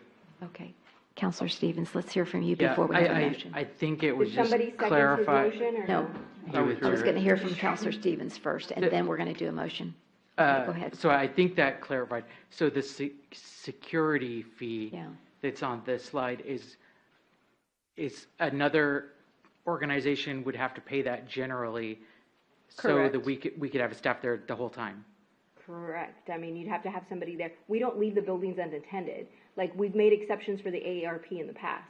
So somebody goes, last year, Public Works or Crystal or one of the staff people that were available went, opened, and then went about the day and went and closed. Okay. Normally, we would not leave an outside organization in any of our buildings unattended. And normally they do both their setup and their tear down? Their Correct. cleanup? Okay, so they need to Minus do the a tear tear down down as well. Minus the tear down because Public Works will clean, disinfect it the next day for the tear down. So say a wedding, right, was booked. So they do their own setup in the morning when they get there. Security opens for them, they set up. At the end of their event, they just discard their trash in the bins, but Public Works puts the tables and chairs away. And Right, mops and so they're paying for, but historically with AARP, we have done their cleanup or their tear down. They're, because put we the have to, tables up, because they or have do to, we? because they have to prepare for events on the weekends. Okay, so, but then, again, so the days they're using it are Tuesdays and Thursdays? At Oh, the no, the community training center. is Tuesday through Friday. So that's, So we would only go on Friday, for example. Right. And Unless clean you it. had another event in between there. Public Works would probably go daily to clean the restrooms and restock the toilet paper. They would still have to do that. Because the training's from But they 8:30 to would total 4:30. disassemble on Friday. Okay, I see. Yeah, I mean, I'm okay with that. I think that we should, I mean, I don't think they submitted their 990 to us, Did. but they It was did. in their packet. Yeah, so you can see they're netting 2.1 billion a year that we do not have as a city. And so I don't think that we necessarily need to subsidize any extra costs aside from letting them use the building. And so I think that they for sure should have to do their setup. I would like to see tear down too, but I understand we'll just keep the precedent, whatever it's been in the past. okay. All right, now, any other comments over here? Now, Mr. Martinez, if you'll go ahead and I'd make like your to make a motion. motion, Thank we you. approve this with the exception of the setup fee. I'll second it. All right, we have a motion by Counselor Martinez and a second by Counselor Bradshaw to approve agenda item 7.2 as presented, with the exception of the setup fee or setup. The ARP needs to do that. Any further discussion? Excuse me. Discussion, I got a question. Yes. Before I vote. Crystal, if somebody comes, I think Dr. Cardera answered this, but if somebody comes in that's actually paying customer that wants to rent that space, who gets priority over that? Who gets priority over the the paying renter? And what do you do with the tax people? Then I would have to move them. So this happens during Earthwise. Earthwise is an event that we put on, right? Well, they're there in between that spot. So I move everybody over to the conference center while we set up the community center for the Earthwise event. That already happens. Okay. We answered my question, but it opens up more things. And that's another subject. Let's go ahead and continue on this. And I'll bring up my concerns later. I'll talk to you and Dr. Cardetta. Okay. Okay. All right. So all those in favor say aye. Aye. Any opposed? The motion does carry. Thank you. Agenda item 7.3, presentation discussion of an ordinance authorizing budget adjustments for the FY 23-24 Council-approved Economic Development General Fund in the amount of $635,046, Enterprise Fund in the amount of $1.7577 million, street maintenance in the amount of $1,349,498, traffic safety fund in the amount of $86,830, and community center fund in the amount of $12,000 for capital and rollover projects. This is the first read, so we won't have a vote tonight. And we have Carol Garing, our finance director, here this evening to present. Good evening and welcome. Good evening, Mayor. Good evening, Council. All So right. this ordinance is just to roll over the capital that was budgeted for fiscal year 23 that it wasn't used. So we're going to move it to fiscal year 24. It wasn't used or completed, projects that weren't used or completed. And that's the list, it's up there. It's just a housekeeping item, y'all do it every year. Well, you know, and I appreciate the itemization. I really do. Thank you. And I guess I just had a question. What is I guess the reason why we didn't get it done this last fiscal year It could be to we're waiting, this so like the fiscal dump year? truck. I mean, there's lots of various different- reasons. The dump various truck, reasons. we've been waiting 2 years, it's just, they're on back order. Okay, so supply chain. Supply chain issues, same thing with the city hall front doors, we're waiting for a component. I mean, there's just different issues, or we've gotten portions of the project done. Your Hebner Creek erosion control, that's what we're discussing this evening, so. I mean, the AC units, they're The AC units in on the back library, order? they were still like working, but one's going out, so we're trying to wait till we Okay. actually have to All replace right. them. And so now we know one needs to be replaced. So it's just little things Okay. like that. The same All thing right. with the water rights. To us, we were being overcharged for our water rights, so we're just rolling those over and we're gonna purchase them this year. I mean, it's a. Right, and I guess what the we're street talking about. maintenance, we approved it last fiscal year, but it's not going to start until this fiscal year, correct? But we approved it, okay. Any other questions for Carol on this rollover? All right. Consent for next time? Consent for next time, would that be all right? All right, thank you so much, I Thank you. appreciate that. Thank you so much. Okay. Next is 7.4, presentation, discussion, and possible action on adding topics to the January 27th, 2024 annual town hall meeting. Y'all see what we did last time?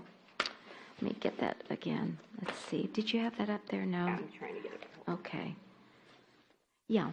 Last time we talked about adding a water rate survey, which I don't think I remembered that, but anyway, that and the solid waste survey we're going to continue, and the law enforcement update.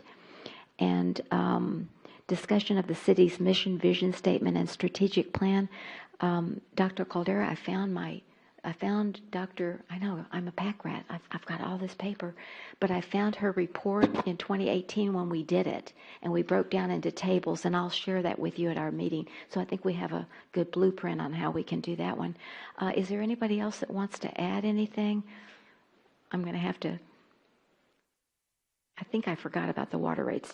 I thought Mr. Mr. Campos wanted I thought we were going to do a meeting before So we discussed, because I said, y'all haven't really decided on the percentage, 1% a year, but we're gonna give that presentation that y'all got at the retreat, where he talked about, the 1%, adding 1% a year, possibly, every year. I don't remember how, Melinda left already. I don't know for how long, but he's the one that he gave the presentation at the retreat for y'all. So that's the presentation, we were gonna lead off with, but that's, again, that's a conversation. If y'all don't wanna discuss that, or y'all don't want that presentation, then we can hold a separate water rate workshop if that's what y'all wanna do. Okay, I was confused. I thought we were going to do a separate work session, so my apologies. Yes. Yeah, Counselor I Stevens. I strongly feel that this water presentation that we had that was based It was- primarily on impact fees, which don't affect current residents, that we're going to just bore people to death, especially if we put it at the beginning of the town hall. I think that is the absolute worst thing that we can do for our citizens because they don't care about it. No, not the impact fees. So there was a portion on aside from the impact fees, that's already being discussed with the Planning and Zoning Commission, this section on water rates themselves. So again, that's, if y'all want to hold a separate workshop on that, that's fine. We can do that. I can remove it. I don't think we should have it at all. If we do have it, I would suggest that it be at the very tail end because you just don't want to put something that's so dry at the beginning. I think people don't really like, they don't care about, I can understand if you're on the SAWS, Well, I was going to if say, you work we for don't SAWS, have as your everybody full-time on job, one you definitely system care either. a lot about it. It's SAWS versus the city. Right, Yeah, and so we've 1/3 of the split. citizens Yeah. aren't even gonna, it's not gonna be applicable to them at all. So would y'all like me to remove, again, guys, What's the this is consensus? y'all's Remove town it? hall on that. I think it should be. Remove it. Well, I know Mr. Campos isn't here, but, Okay, you so know. I'll He would say remove it. keep it, he would say Yeah, he keep would say it. keep it, but Okay, so remove the water rates, I'm for removing it. okay? remove. There you go, 3. Mr. Orozco, how about you? That's fine. Okay. All right, so we'll take that one off. And is everybody else have consensus on the rest of the agenda items, or did you have something I new? had a question Yes, sir. about this mission, vision statement, and strategic plan. So are we going to be, what is the mission, vision statement, and strategic plan? Are we modifying it? Are we asking the citizens to modify it? Are we presenting something that the council has decided on? Or are we presenting a strategic plan from 5 years ago? Or I'm very curious what this is. So we had this, Yeah. me and her had this conversation. Yeah. My thought was to present our current strategic plan and just solicit some input. You asked me to look at other cities. A lot of other cities, what they start off, all of them really, start off with a neighborhood survey first. And it's, the questions are very pointed. Most cities utilize a company anywhere from Zen City to Clear Strategies to, if you look at Bernie just did one and they're just pretty cool. So they use these companies to do the survey for you in regards to your strategic plan, and then you get that information back, and then you start going through and constructing your vision and mission and your strategic plan for the future. But they are costly. They cost between $20,000 to $30,000 in order to do those types of surveys.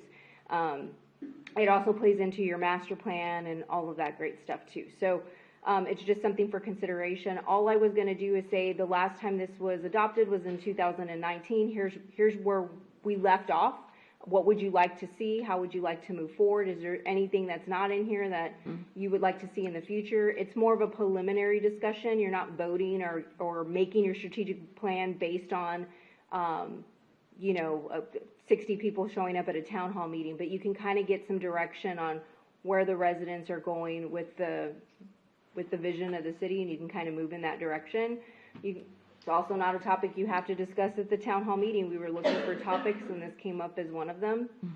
I'm just curious, have we ever talked about the mission, vision, and strategic plan when you have a bunch of community members there? Like, Like, Oh, yeah. Yeah, we so- have. and it's a productive conversation. Yeah, so. Because usually I mean, what I have seen from citizens is usually they come armed to these meetings. I was one at one point with like a couple of issues that they have that they care deeply about. They're mad about something. They're happy about something else. And so that's what they're bringing to the table. And when you're talking about the mission, vision, and strategic plan, that doesn't really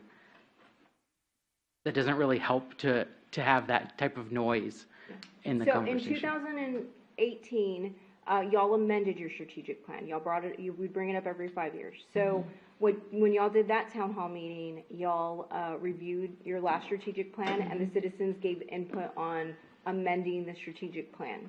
And then we held 2 workshops after that, a Saturday workshop and then one in the evening time before, or one in the before council meeting. And then y'all basically had the city manager rewrite the strategic plan, and then she presented it and y'all voted on it. If you want to completely do an overhaul of your strategic plan, my recommendation would be you start from scratch. You go out for a survey, you hire somebody to go out for a survey. I think those surveys are, especially the way they do them now, are quite amazing. And you solicit that information, and then you reconstruct your mission, your vision, and your strategic plan at that point. But if you just want to amend your current strategic plan, that there's nothing wrong with that either. And you can certainly get the input from your residents at the town hall meeting. But they use that as one of the, I guess, quote unquote, workshops to amend the strategic plan, is how y'all did it in the past. And a lot of cities do that. A lot of cities adopt a strategic plan. 3 to 5 years later, they take it to a citizen workshop, and the citizens provide input on amending their strategic plan. It has been a long time since we've started from scratch. This has been the original strategic plan from 2013, 14. I think it was 2010. I mean, So where do we see it? Like, That's y'all. I mean, but I like the current one. Like, where can I see it? I'm just I curious. emailed it to I y'all. thought, yeah. I emailed y'all the link, but I could resend So it. do citizens have access to Yeah, it? it's on the website. It's under y'all's page on the And website. is it something we reference like during That's staff what y'all- meetings? That's what y'all see on the MNC. Yeah. I think your strategic. Oh, plan- that's okay. That's the C and the, and the Okay. strategic goals, the C statement and the strategic goals, and that, again, from our perspective here, and in my experience with the mission and the vision statement, is it directs council more than it directs staff.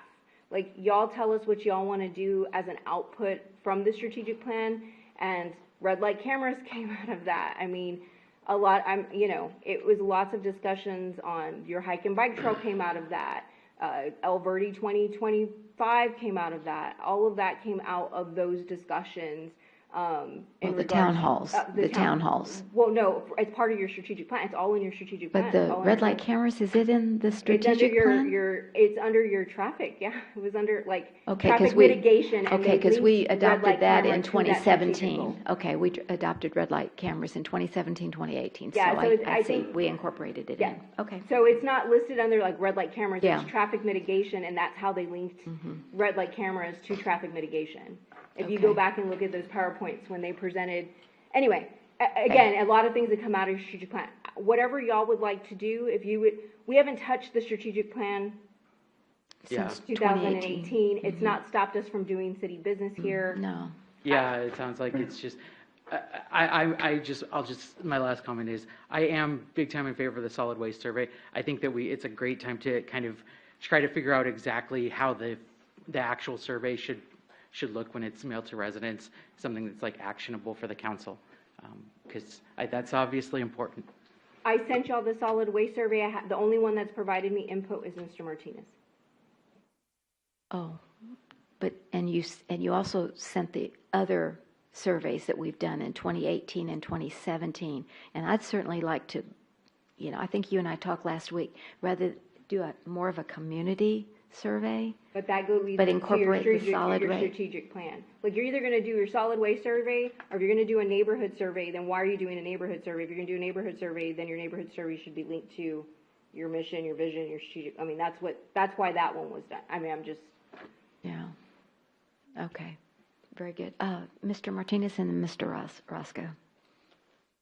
I think for the town hall meeting, we need to keep the major subjects to just a few and leave more room for citizen input. Look at the last copy with the mayor. we really didn't have any topics scheduled, but we had a lot of citizen input. And I enjoyed getting That was the a good one. people's feedback. So, if we can just limit it to maybe 4, possibly 5 topics, 1, 2, and 3, keep them 4, 5. That's 5. and keep them fairly short, to the point, and then open it up for questions. Thank you. Okay, yeah, we have 5 topics there. So would you like me to remove H and then just keep it to the top and then we discuss strategic plan like as a future item at some point? Counselor Orozco and then Counselor Bradshaw, do you want to keep the mission, vision, and pull that for a separate meeting, or do you want to go ahead and address it at the town hall? Okay, I was going to address something else. You Yeah. can put it in another meeting, that's fine. But what I wanted to address is 2G, Chief Gonzalez. If you can address Citizens Police Academy that they have on a one-day seminar, if that's still possible, and Citizens in Patrol, some information on that. And also one of the things is that been asked is some direction on some of the crimes that are happening in our neighborhoods and how, what, and not to do when you see that going on. If somebody, going into your vehicle and no, Counselor, you don't shoot somebody for a radio. But I mean, they just want some guidance and some professional advice on what and what not to do. If they can add that. So are you wanting to That's expand why I that? kept it very vague, Yeah, because it's so- a bunch of different, I think Yeah. Counselor Stevens wanted some crime data, somebody wanted a flow chart on a police stop, so we left the item very vague so that you But you can can add stuff. add stuff to whatever you'd like. So we'll try to get some of that information in there. Yeah, if you can put it in there. If not, we can address it when we have a police advisory committee as well. Absolutely. And Counselor Bradshaw? So, yeah, so I was just thinking, if we take off H completely, but I don't know if we want to put it on there or not, but the developments going on in Leon Valley, people are always talking about the place on Huebner, the Poss place, the Trilogy, and then potentially, Seneca West, like, we're getting questions, right? And usually it's after they see construction going on. What's going on there? I get texts. I'm sure you guys are getting that as well. Got some. So I don't know if we want to make it an update on projects going on in the city, or if not, I'm sure it will come up during Citizens Be Heard if we want to address it there. Just leave it off. But you? Okay, so when are we going to, do you all not want to address the mission, vision, and strategic plan? I know at the town hall, but are you amenable to having a workshop on it, or do you not think that we? Yeah, we can because- put it on the So workshop. now you're 2 workshops in, right? Yeah, we get 2 workshops then on the water rates and on strategic plan. Is everybody committed to that? Okay, I just want to be sure. So this water agenda item that's listed on here is the presentation that we've already received, right? Yeah. So Or is portion the of it, not workshop the not presentation impact- we've already received? Not the impact portion, but the water rate portion where we discussed our current infrastructure and Right. projection of water rates, but not But the. with citizen input. Correct. Because we didn't have it at You this. get to hear, at the- they get to hear yeah, it. Yeah. Y'all get to hear it. We still haven't voted on the water rates. I mean, like, we haven't brought those to y'all. You can hold a separate workshop. I mean, So what is the water workshop that we're scheduling for? to go over that again, to go over the rate increase, if y'all want to do, we need to make a decision. So do we Oh, okay. increase Increase the 1% rates? every year? Do you want to do a 0.5%? Do you want to do nothing? We need to know from staff. But more, are you talking about more than just the impact fees? Yeah, yes, the citizens, I'm not talking about impact fees. Impact fees have nothing to do with the citizens. I'm talking about our utility water rates need to Water be rates. increased, our water rates, not impact fees. Mm-hmm. The citizens' water rates. Okay. Yeah, so that does, I guess that does necessitate it. I would just like to say when we get to that, just do a comparison for those of us that are on SAWS. So in other words, we're recommending increasing the Leon Valley, but now what does the SAWS people, just so we can compare, because again,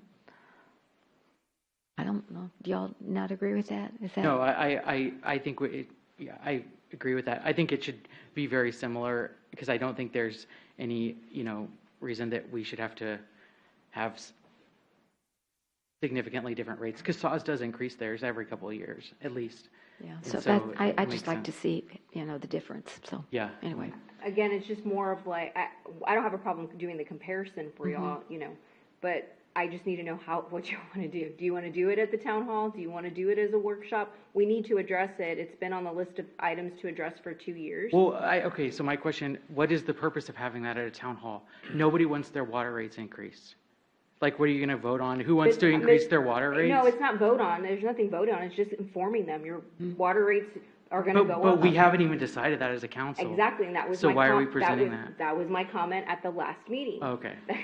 And I said, I y'all see. need, in my I opinion, say y'all we should have a put it in workshop. Okay, so the water rates in the workshop and the strategic plan in the workshop. Everybody agree with that? And so then we would keep A, B, C, D, F, and G right now for the agenda. And, well, of course, yes, and I, excuse me, and adjournment. Okay, yeah, but no other topics, correct? Is that, okay, so we can finalize it because I know Dr. Kurt, we do a postcard and, And I need to get the postcard yeah, out. ouch, exactly, so, Yeah. okay? Okay. All right, that Thank sounds you. good. Let me know. All right, so let me make a note of it. Okay, the water rates and, okay. So now we just have to plan. Okay, let's move on then. Did we, I guess we just gave you direction. We don't need to vote on it. Okay, Just removing the water rates Okay. and strategic plan. okay, very good. Then we're moving then to 7.5, discussion and possible action on a resolution authorizing the city manager to enter into a lease agreement with Poppy's Cafe for the rental of the Kinman House located at 6417 Evers Road. And we have Roque Salinas, our Director of Economic Development, here to present. Good evening, Roque, Mr. Salinas, and we will be able to vote on this tonight.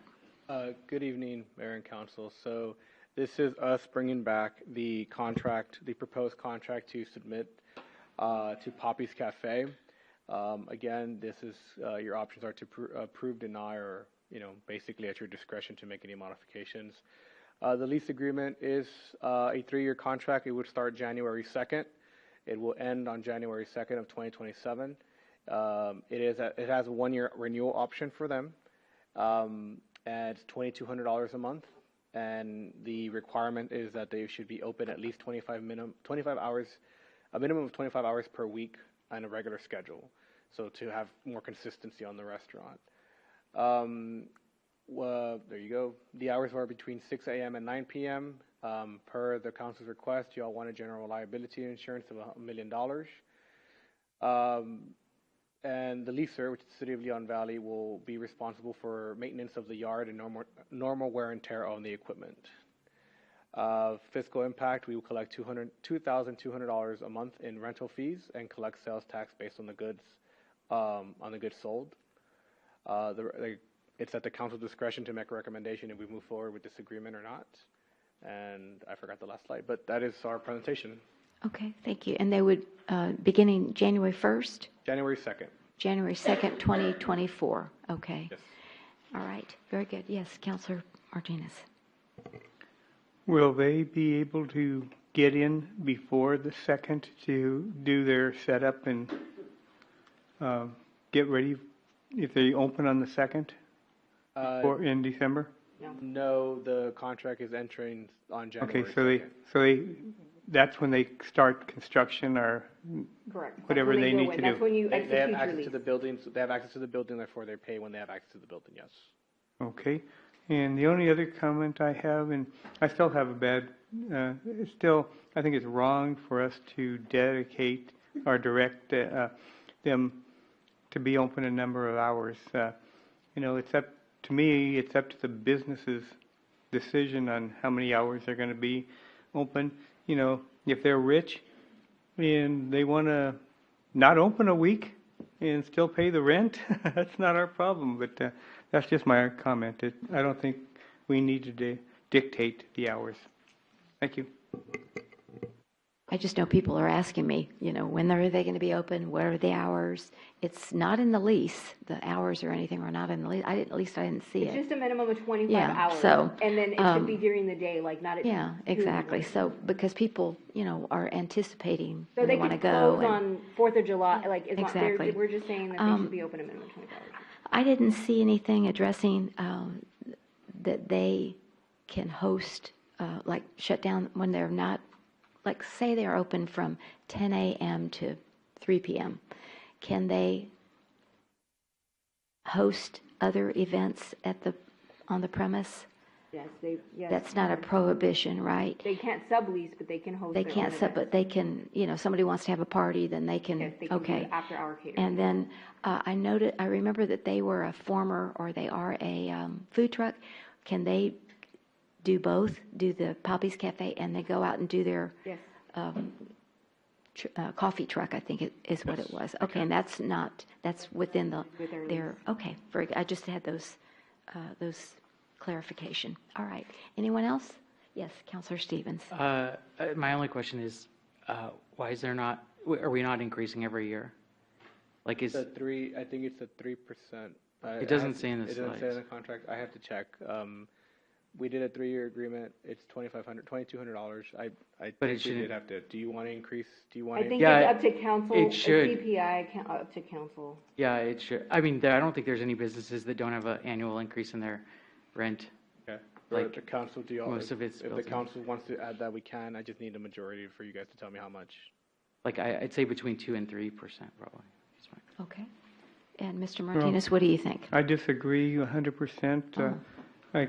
I had to recently move my business, and I've got a 3-year lease, and the rent is locked in, so it's going to be the same rent for the next 3 years.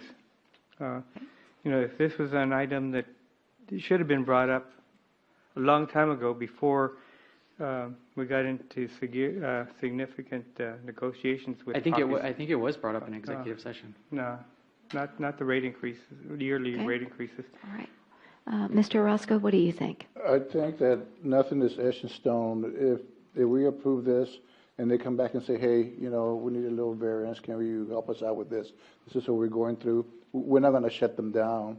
So with that said, I'd like to make a motion to approve 7.5 and allow the city manager to. I'll second that. All right. We have a motion by Councilor Orozco and a second by Councilor Martinez to approve 7.5, the lease agreement as presented with the Poppy's Cafe. Any further discussion? All those in favor? Yes. So this is So without right. That's yeah, what it looks like an yeah. insider deal, guys. That's what it looks like. It looks like what happened in the past. He said an insider deal. That's my concern with With it. no rate increase. With Yeah. no rate increase, Yeah, but it says that's, 2220 per month for a period of 3 years is what's in the agreement. If y'all would like it, we could do as. That's okay. That's cool. okay, so we have a motion and a second to approve the lease as presented. All those in favor say aye. Aye. Any opposed? Yes. No. Okay, so I'm it opposed, but passes 3 ayes and 1 nay. Okay. All right, very good. Moving then to agenda item 7.6, presentation, discussion, and possible action on the 2024 city calendar of events. And we have Ms. Posley here this evening to present. Good evening and welcome. Good evening. Uh-huh. Okay, so as we do every year, we've presented dates for next year's events that have been set. I think I have all of them except for the volunteer dinner, which Ms. Miranda will get with you on. Yeah. But everything else is pretty much set. There were only 2 dates that I saw that had any conflict or possible conflict. One is January 2nd. And I will say the reason we do this is not only for you all to plan your year, but the citizens, the attorney. So we try to do this early, and I know that things can change throughout the year, but these are the 2 dates that I saw issues with. January 2nd, we come back the 2nd. That one you have moved in the past? Have, definitely. And then October 1st is also Texas National Night Out. Right, and that's a council meeting. But we usually cancel the July 4th or that first week of July council meeting because the staff is getting ready for the July 4th. So I would recommend that we also cancel July 2nd, but it's up to And you. then I have Yes. a recommendation for y'all to cancel the last meeting in June. So then that way it would give you a month off. I don't want to cancel the second meeting in July. We had a conversation last year about possibly taking a month off in the summer. So if you cancel the second meeting in June and the first meeting in July, that would give you like 5 weeks off for the summer for y'all to be able to take vacation or do whatever it is that you need to do. Our certified tax roll comes in at that last week of July, so we still have budget and stuff going on. But it's something for y'all to consider. I mean, So the June 18th, is that what the June 18th you're and the recommending, and July 2nd? and July 2nd. Okay. Unless something, unless we have like haywire budget of some sort, that we would have to host a meeting, but preliminary right now, so that way y'all can plan vacation if y'all want to plan to take off in the summer. And the There's nothing to committees, say that you can't come back later and approve a meeting cancellation. if Sure, y'all wanna amend do it, now. yeah, exactly. What do y'all think? Let's get some feedback on this. Counselor Roscoe, I mean, That's I, fine. I was going to try to see if we can cancel January 2nd. oh, we did. Yeah. And that's right after New Year's. And I know that some of us are going to be traveling. Yeah, that's Ms. Postley's recommended that. January 2nd and October 1st, because it conflicts with National Night Out. So instead of having a meeting that night, we would be going to National Night Out. And the good news is usually we can't do either because we're going to TML, but TML is not until the next week, next year in Houston, as you can see. I think you had that. Yes, down. it's the 9th to the 11th. 9th to the 11th of And y'all October. have in the past, when it's fallen on National Night Out and it's not TML or TML's in town, y'all have moved that meeting to Monday. Oh, that's true. We have done that. So I'm just, Right. if y'all are going to cancel like a month of July, y'all might want to hold the October meeting, if that makes Yeah, sense. I see what you're saying. Have the meeting on the Monday and go National Night on Tuesday, which we've done in the past. You're right. Counselor Bradshaw. Yeah, I was just going to say I'm fine with that as well, canceling January 2nd, October 1st. Okay. And then July 2nd and June 17th. What do you think about that? July 2nd, I mean, I'm okay with having the meeting because, we have the 4th of July event, but it doesn't, I don't think it really interferes with, it's not like a Christmas holiday or something. People are usually here, right? So, unless, I guess, staff are busy. Staff is going to be pretty busy We're busy that that week. day. You'll Yeah. probably have a very light Yeah. agenda. So, either way. I mean, it's up to y'all. Yeah. I would think But it we would be normally easier do on the that. staff if we didn't have a meeting on July 2nd, to be honest with you, because they're, anyway. We're there, we're at the Yeah, park. on you're at the July park, 2nd, but yeah. So, okay, who else? Mr. Martinez and Mr. Stevens, what do you think about adding June 17th or July 2nd or to the? I'm okay with the recommendations. We can always, if something comes up in July that we need to make another meeting, we can always do that because, we're flexible. We can do that. So y'all want to vote on January 2nd and October the 1st? Okay, and then we can come back on the other ones at a later time. I thought they canceled Is that what y'all want to do? I mean, I would propose that we have one meeting a month. We've done that before. Mm-hmm. We have done that before. Until midnight at 1 o'clock every. Okay, so Okay, October so, the 1st, January the 2nd? well, do we want to move the October 1st to, it would be September 30th. Okay, yeah, Let's go. okay.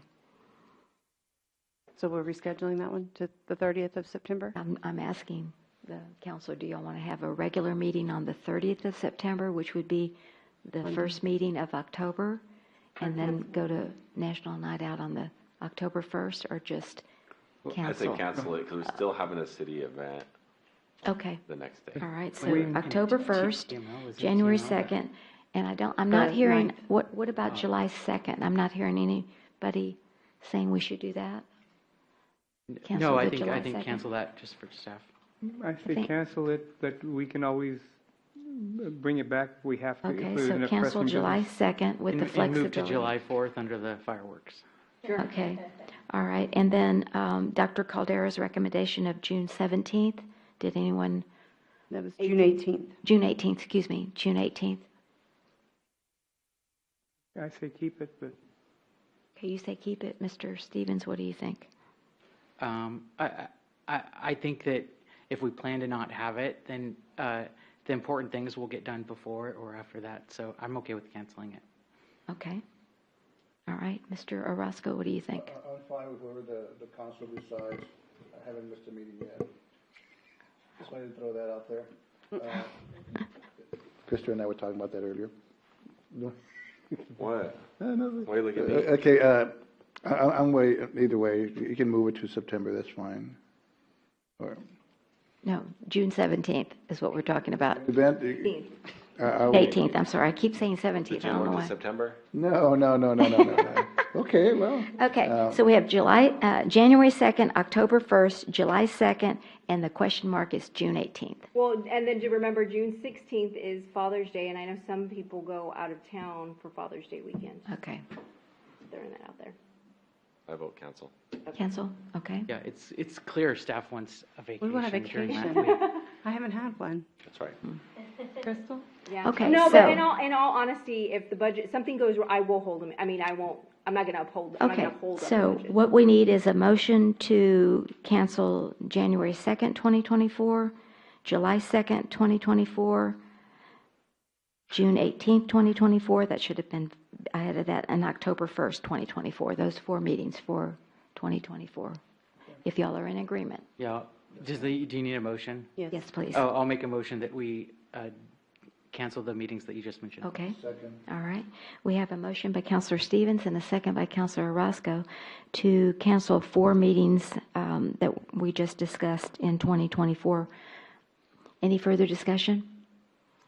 All those in favor say aye. Aye. Any opposed? The motion does carry. Again, January 2nd, June 18th, July 2nd, and October 1st, 2024, just to be sure. And Okay. I will get a cleaned up version out to y'all as soon as Okay, possible. thank you and so post much. it. Really appreciate you. it. All right, and I think that you are up next, Ms. Pasolay. I am.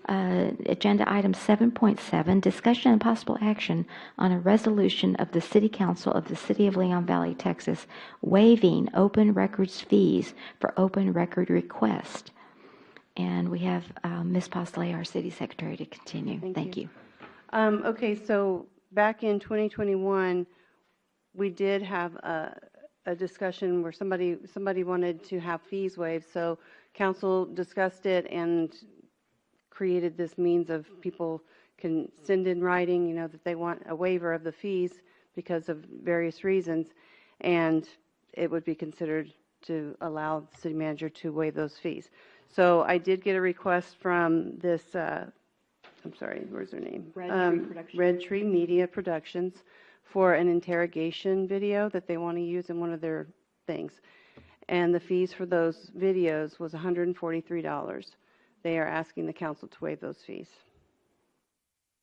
Is it for a public publication? Is it for? It's a show. It will be publicly Yes. available. Yeah, I'm in favor. I'm fine with this. It's in the public interest, which is like a carved out exception in the open records. Public information. Yeah, the PI. Yeah. We've only had 2 that were waived before, and 1 we were thinking that might have been denied. So most of these so far have been waived when they've asked. So Okay. Mr. Martinez, you had your hand up. I'm against waiving this. I looked up this company, and they do YouTube videos.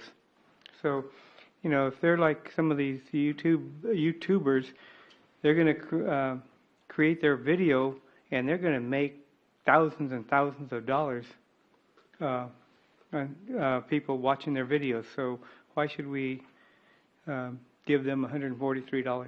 well, it doesn't make a difference to me, but the 2 that were waived before were for the same thing, YouTube videos. But And is it, can I ask, is it because they can't afford it? Is that why they're asking? No, they're saying that it's in the public's interest. Oh, just in and the the public's act interest. Okay, gotcha. allows that. And then I guess my question was, if this was in 2020, 2021. I thought it was 2020. That the fees were waived before? Yeah, but wasn't this video Oh, from the video. Yes, 2020? ma'am. And I was just wondering, why did it take them 3 years to ask for a waiver? Couldn't answer that. And then, I'm thinking of Mr. Rodriguez, if you don't file a lawsuit within 2 years, you're out. There's statute of limitations here. So that's for personal injury, but there are other 4-year limitations. But anyway, I just was wondering why it took so long. That's all. Maybe we should say. Not allowed to ask questions of a requester. But I mean, I don't know. So, like that. I mean, you know what I'm Yeah, saying? I do, but I can probably. Yeah, okay, So it's answer because it's an interrogation. It wasn't releasable, probably, and they probably knew that until the criminal complaint is completely adjudicated. I see. And then They had to then wait. it's releasable. Again, Okay, so now I in my basis for saying that we should waive this is Mhm. because it's, and I was going to try to find it, but the Public Information Act specifically define, like the fees are so we can essentially recoup costs, especially Mhm. when it's staff is incurring a lot of extra labor that's associated with one of these requests, that we just recoup some of those costs.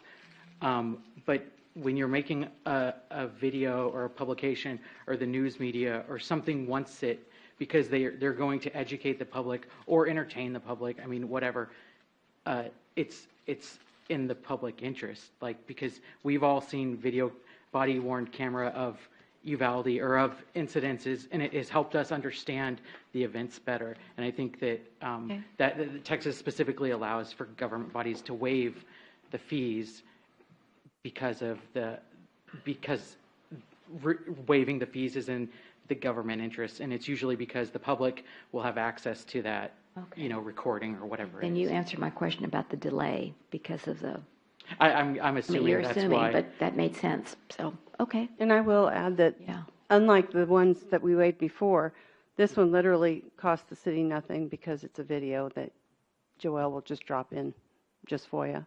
Okay. All right. Very good. Okay. We are able to vote on this resolution. If you would like to make a motion, Mr. I make the Bradshaw. motion that we approve the requests. All right. And I'll second. All right. We have a motion by Councilor Bradshaw and a second by Councilor Stevens to approve 7.7, waiving the open records fee in this matter. Any further discussion? All those in favor say aye. Aye. Any opposed? No. The motion carries 3 ayes and 1 nay. All right. Thank you. Thank you.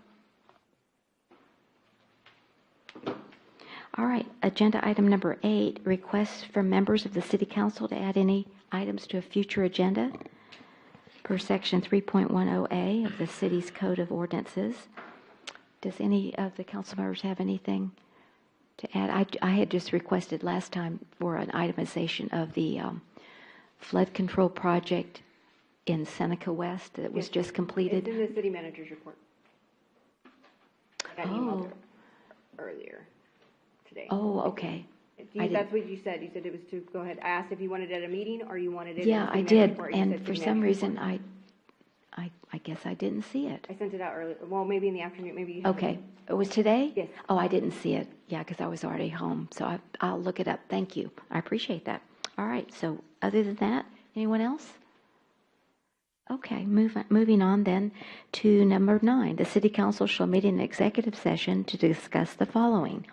Pursuant to Texas Government Code Chapter 551, Section 551.072, deliberations on real property, 6503 Samaritan Drive, Leon Valley, Texas, 78238, CB 4430P-15, 2137 acres, 2.137 acres, P-16, 6.391 acres, P-16A, 1 acre, ABS 432, various parcels located William Rancher, Grass Hill, Samaritan, and AIDS Drive, BCAD parcel identification numbers 217816, 217817, 217819, 217819, 217818, 217820, 217281,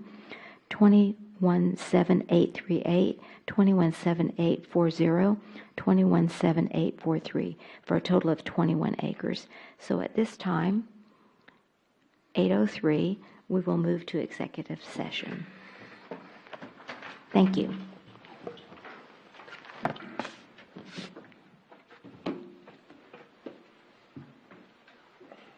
Oh, I almost wore a jacket almost like that today. It's a good thing I haven't been twins. Then people wouldn't be able to tell us apart. Macy's, that's what mine was too. In Macy's. But it was, what's Montgomery Ward's, right? Aging yourself. Come on, you know You're dating yourself. How about pennies? And get ready for this meeting in about Oh, yeah. Maybe this thing gets sent out. Oh, well.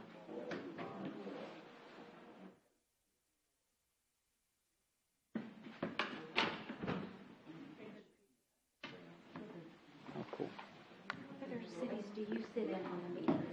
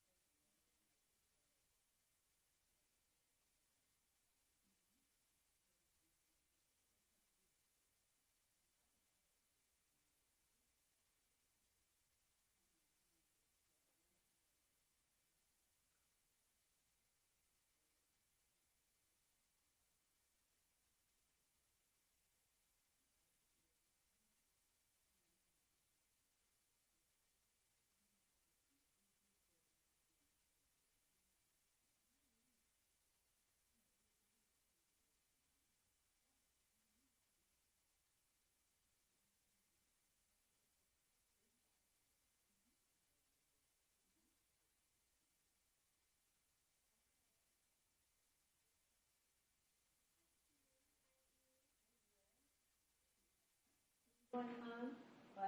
No, I haven't been arrested before. I don't know how long they're going to talk.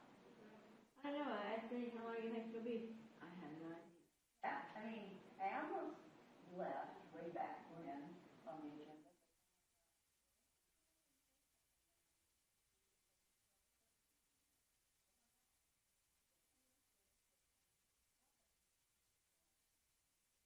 I might wait an hour here.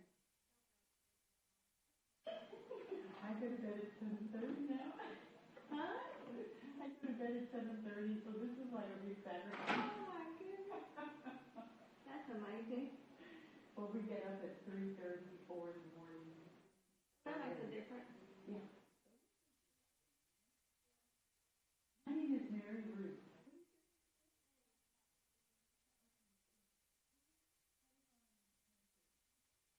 Oh, really? Huh? I know where that is. And where the street do you live on? Ruth Sophie? Oh, yes, I know where that is. Been here. I used to have a customer that lived. I have my own business. Things just.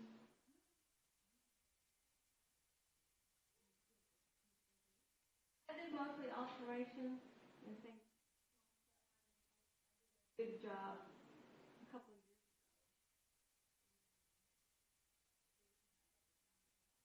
I don't advertise. Word of mouth, you know. That time I was having trouble with my knee. So, lady, she wanted me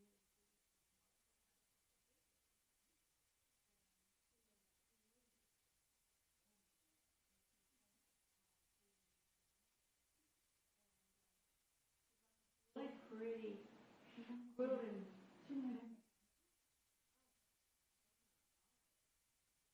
It's a quilted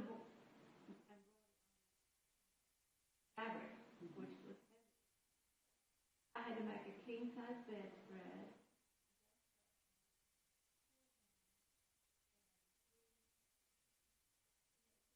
So it was 2 panels per window.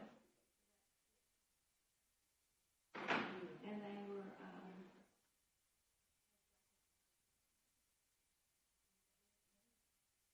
and so, softener, you know.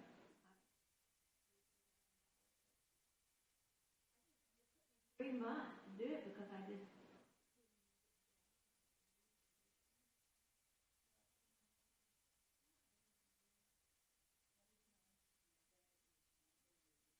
Oh, you And your know, first name is Pat? Yeah.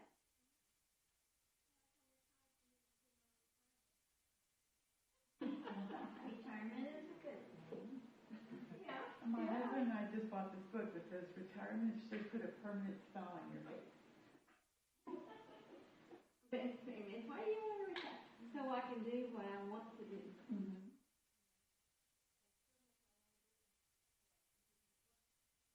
Or you have more stuff to do. But I don't know, it's different stuff. Don't say it's the night before. You are adventurous.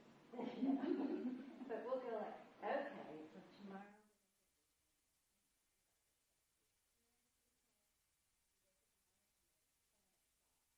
Someone says, hey, come do this.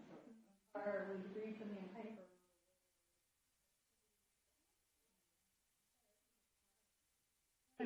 It's just, yeah. it kind of unfolds. Yeah, I was reading a book about letting the day,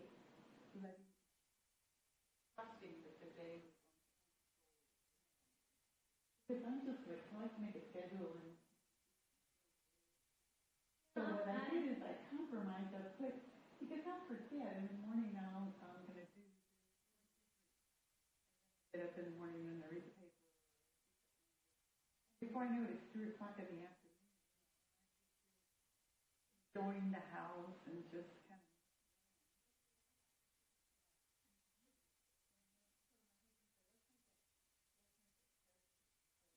Whatever we are. That's pretty cool. every weekend. He wants to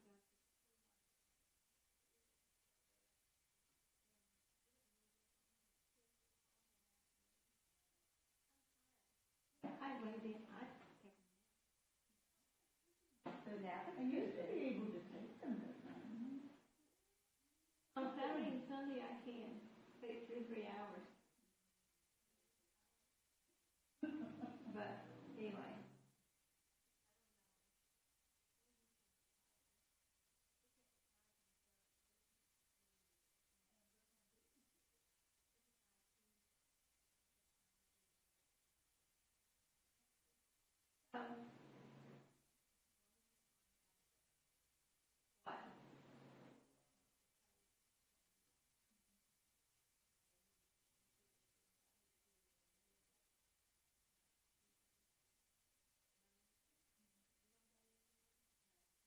It's like,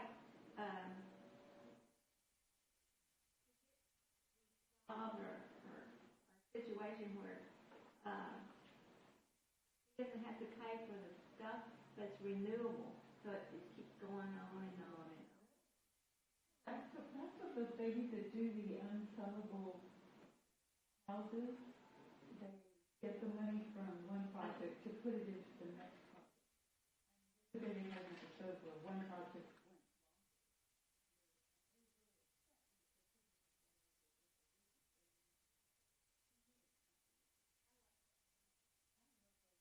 I told my husband, I said,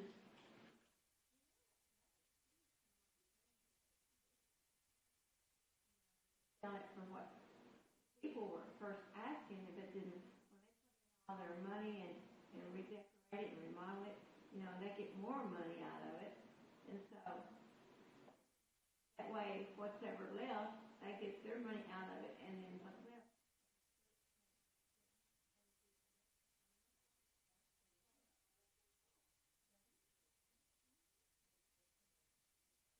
I always wondered about those shows that they, once they decorate the house and get all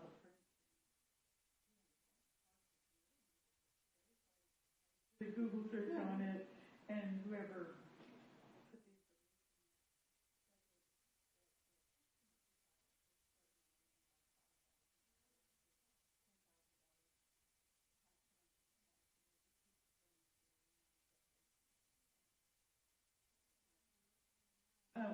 Charlie, our brother-in-law, is really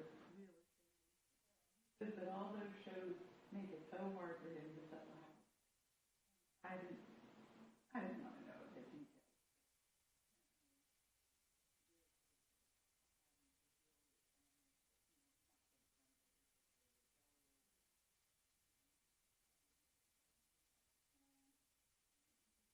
Difficult for me.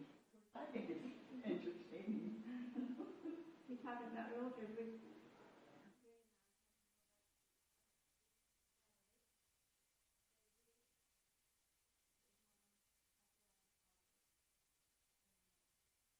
our home had a, had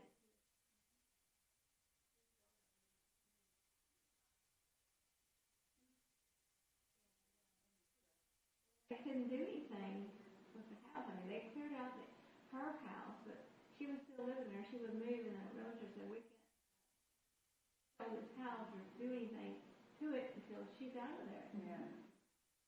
I got her out of there the 13th.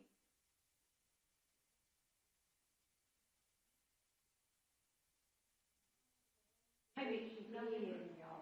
Huh? I ran into one time. Yeah, well, she got out, but the only reason how she got out is offer her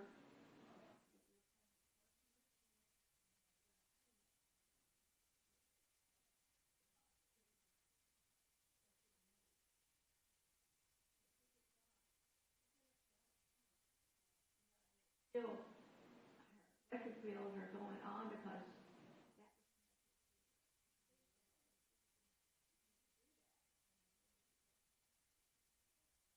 and so Collin County Department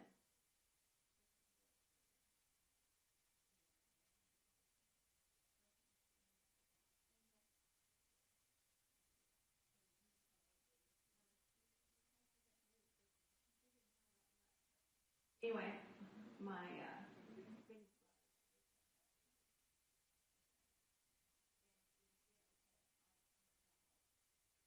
I ended up paying, but she's out. That's what we're going down.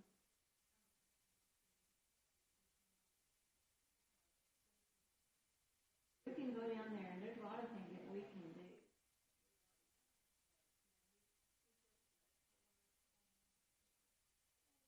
Painting, I know we got to paint.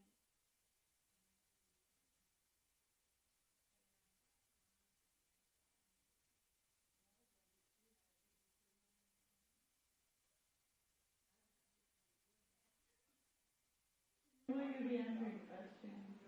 It's gonna be chilly here.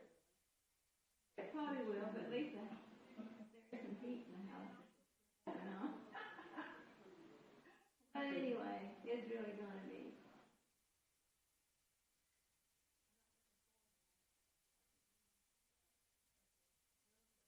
They wanted to sell it as it is, you know, without. There's some room.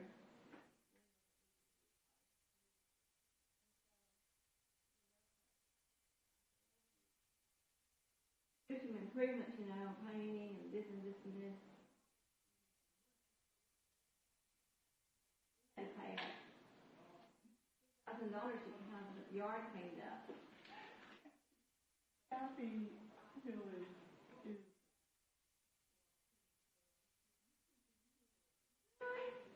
Kathy, we love you. But her backyard, her dogs had just tore up that backyard, had holes dug and everything. $1,000 to clean up the yard.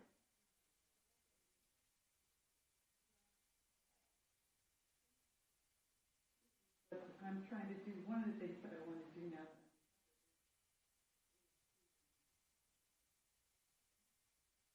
Clean it out, I only have one son. I have to do what we did for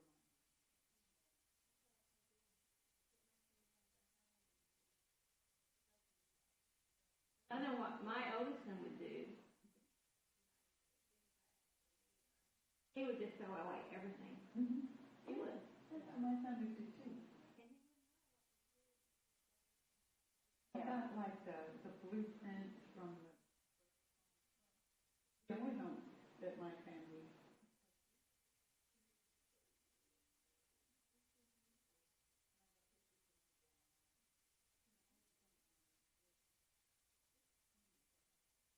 I always like to see.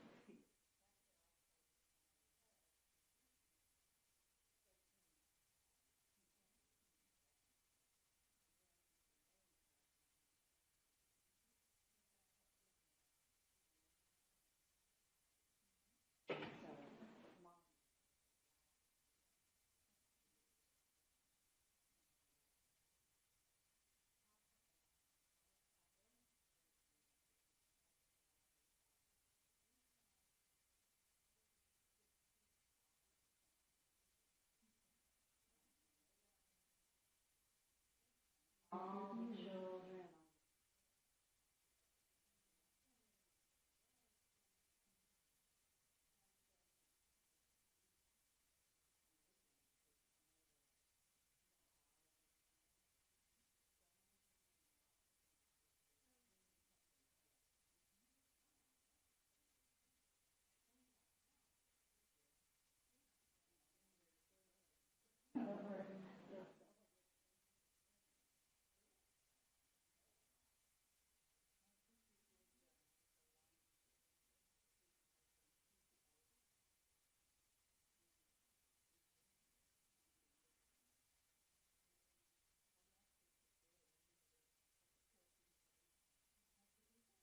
Two things that I wanted.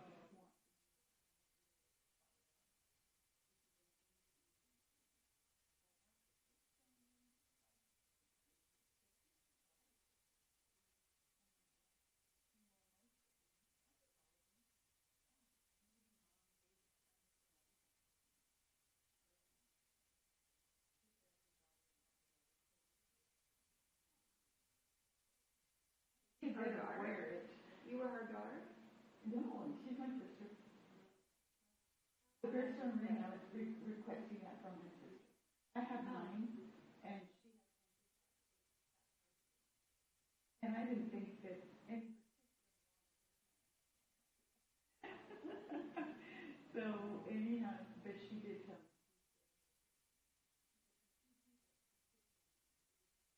me. They don't know the. I do. Yeah. I go over to you.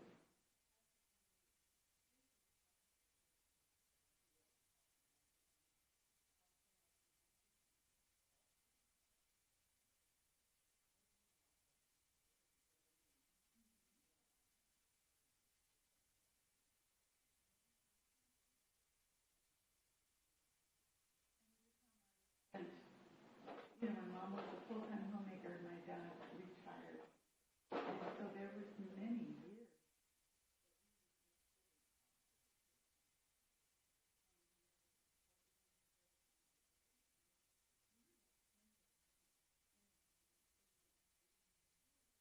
I never would have thought about taking notes. But the families are so big.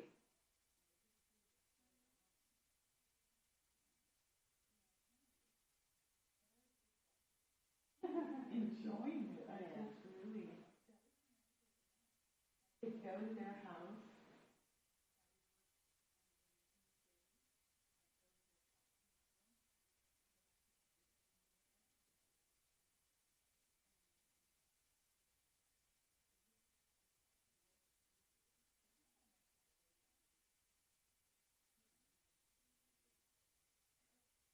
Like when I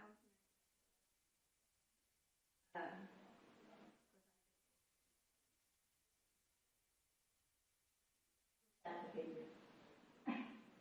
I've used it.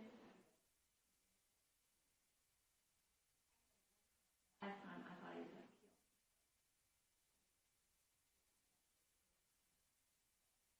kill me. So anyway, but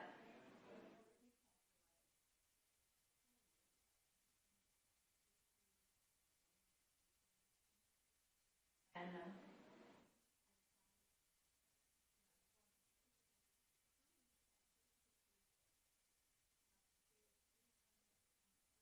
film and the kids, you know, they did it to them.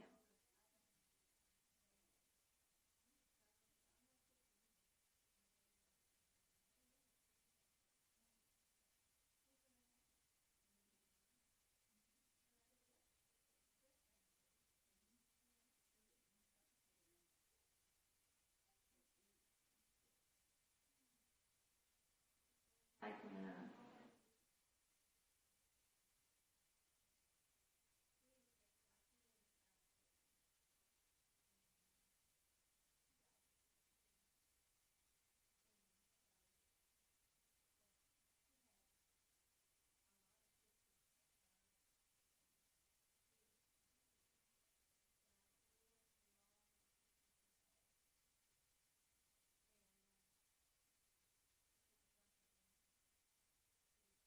lived in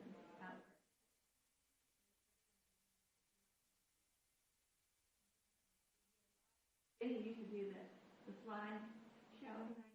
He had a lot of those, and he gave them to me. I can count those. So,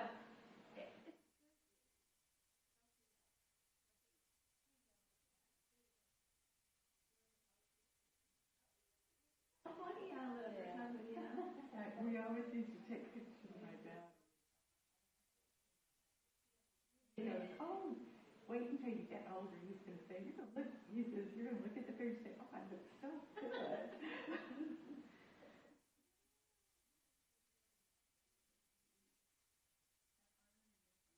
In 2012.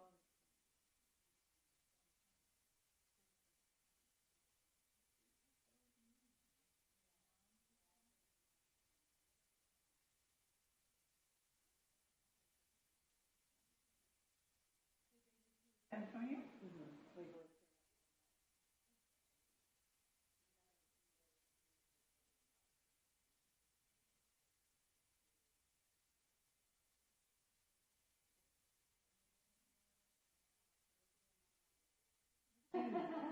spent my whole life. That's why we just travel. We go and visit and come back. I like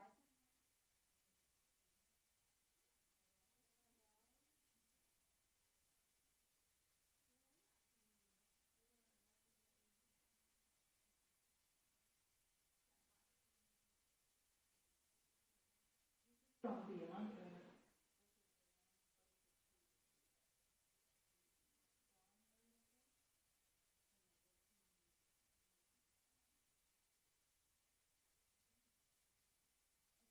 And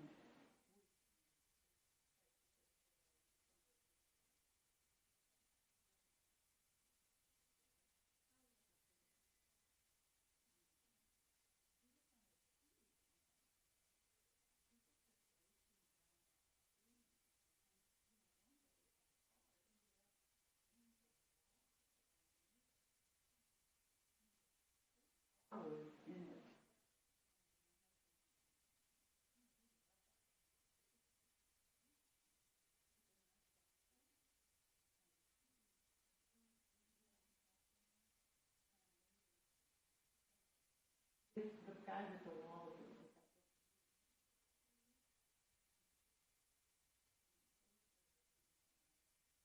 It's funny how I'm just looking for houses here in town and not my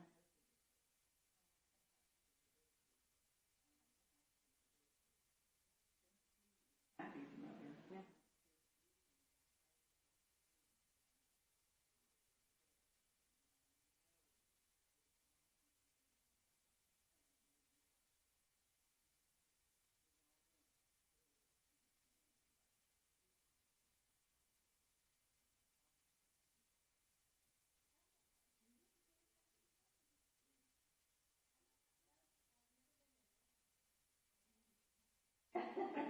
I mean, I know where it is and everything we've talked down there over the years.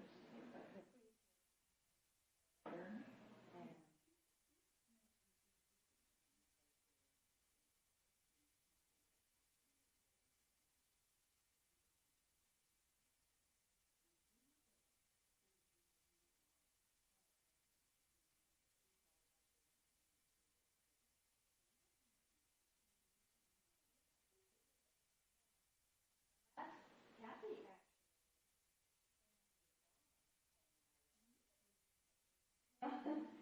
there was, adopted her. Well, yeah, he just wandered up at the citizen. We were at the house at the end of the doctor's house.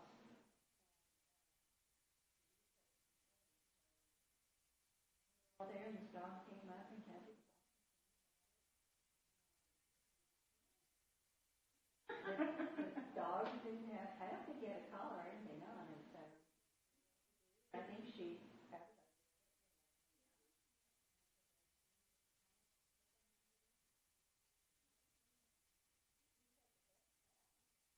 I can tell, they have funny to take care of him.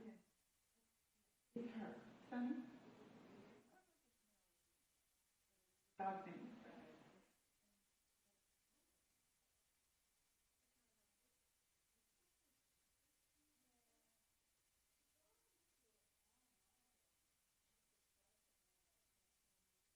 After, you know, the election results. That's too long ago for me to remember that.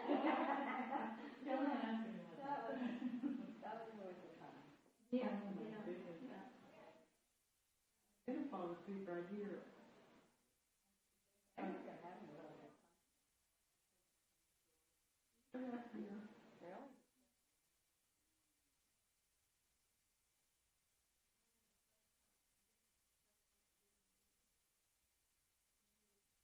Running against Jack Nate, and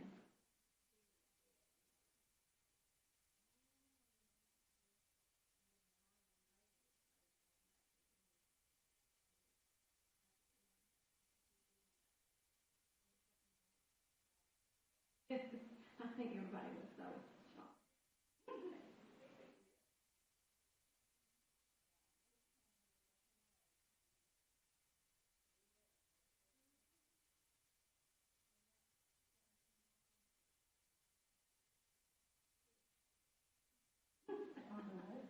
Started it off on this? Yes. There you go, Karen.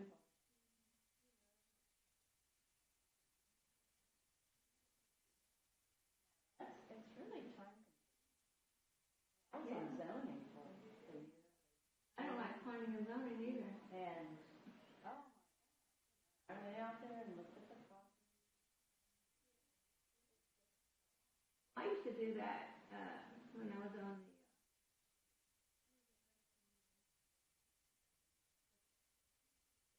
you, and if you agree or whatever council has, go to the council and something goes on. Oh, mediation. Board of Adjustment. Yeah. Yeah.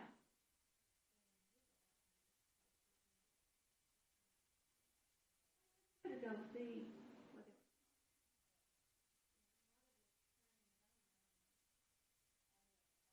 I got a call and petition.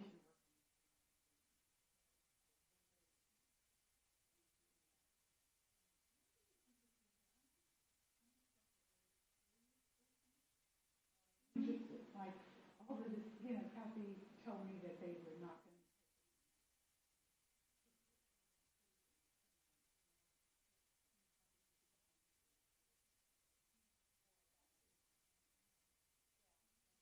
But I'm curious to.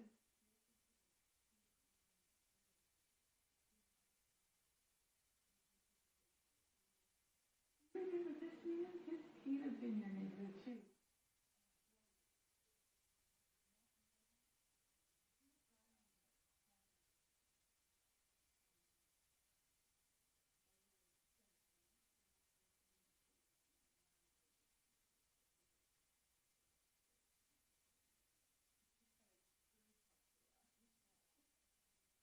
He's an engineer, his wife is a teacher. So, truckload of kids, like that.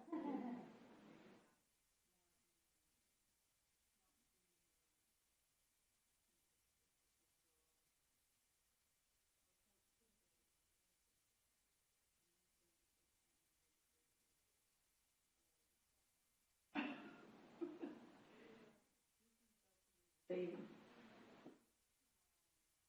I think that's days. That long ago? Yeah, we've been married 36 years and dated 2 years before that. Thank you. Crazy about each other. Just as it should be.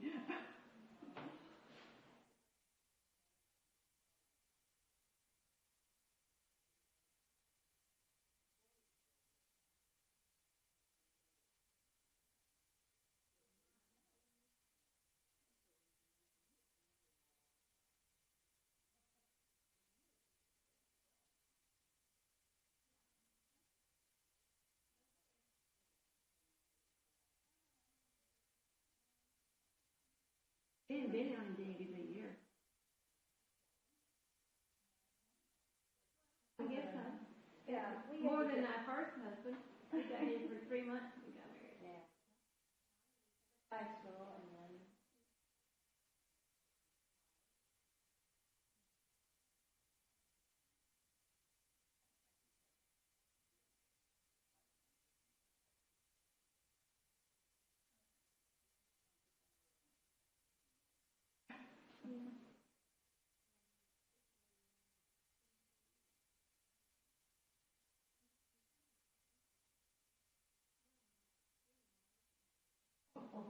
No, the first one I was married to 16 years. I was single for 16 years. And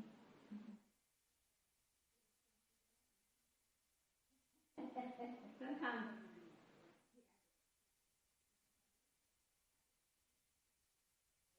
we get I know that sometimes.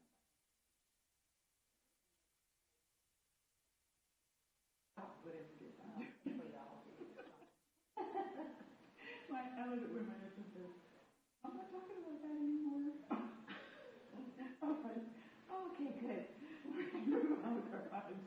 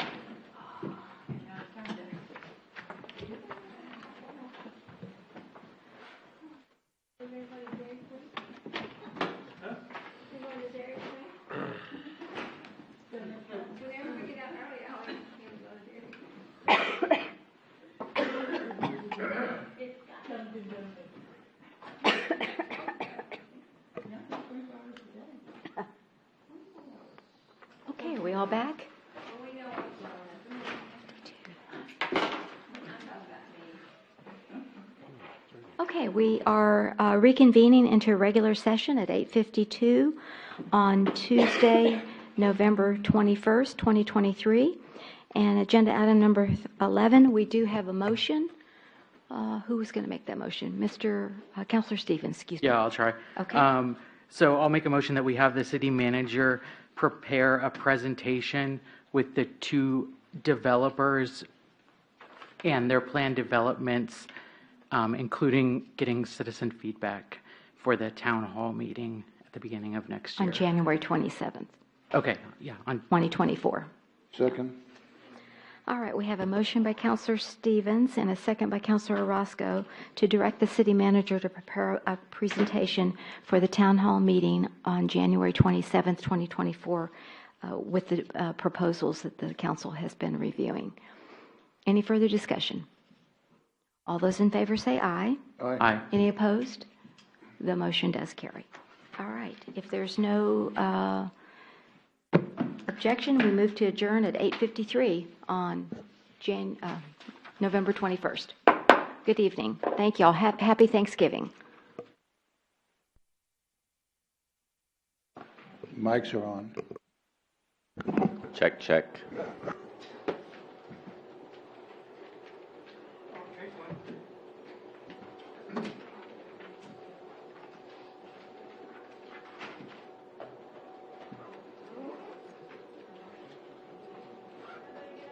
All right, safe travels to Austin. I'll see you Friday. Happy Thanksgiving. What's that? I'll see you Friday, yeah. Where's that? Texas, place, Texas Tech. That's right, I'll be there. I'm gonna, Are you gonna, you're going? I'm gonna try to convince my wife to go, but I don't know, we got a lot. She has so many honeydews. Yeah. You already signed. I did. All right, guys. Big change.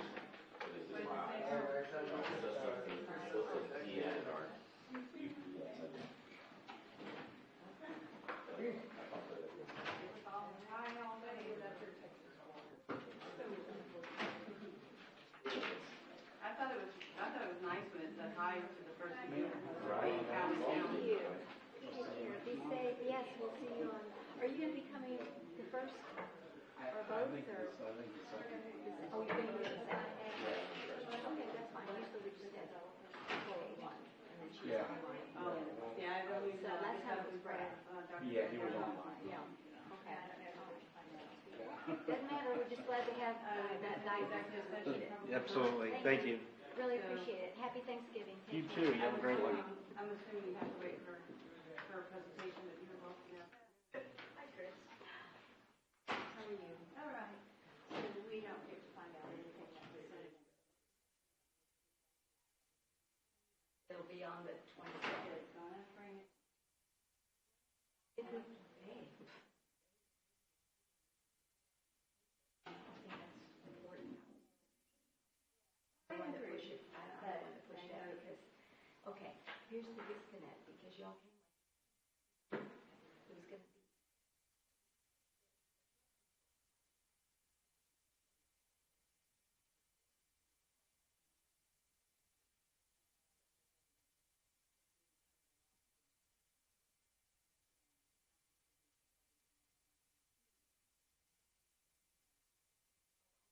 You probably know more than I do. Yeah.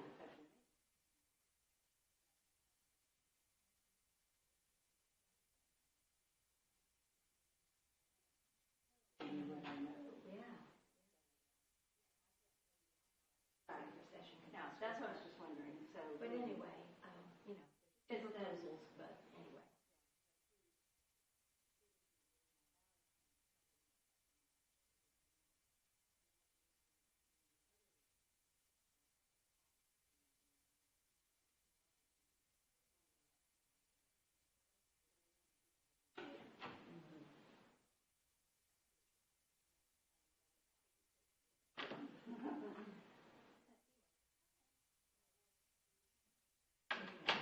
Thank you. Yes, same to you all. Your garden's going well? Yeah, it is, it's growing. Well, we got ours late, but I think we're gonna get some veggies there eventually. Okay. Thanks, Sharon. Take care. Bye-bye.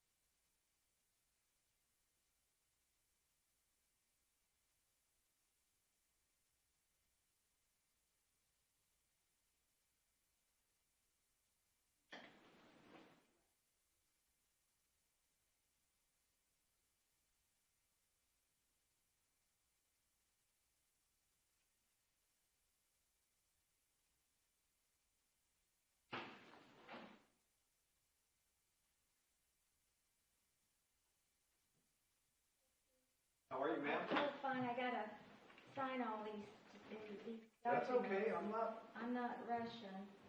I'm sleeping at the station. I don't have anywhere to be. Okay, plus I'm gonna put this and this, I'm gonna put my pillow in my office so I don't have to.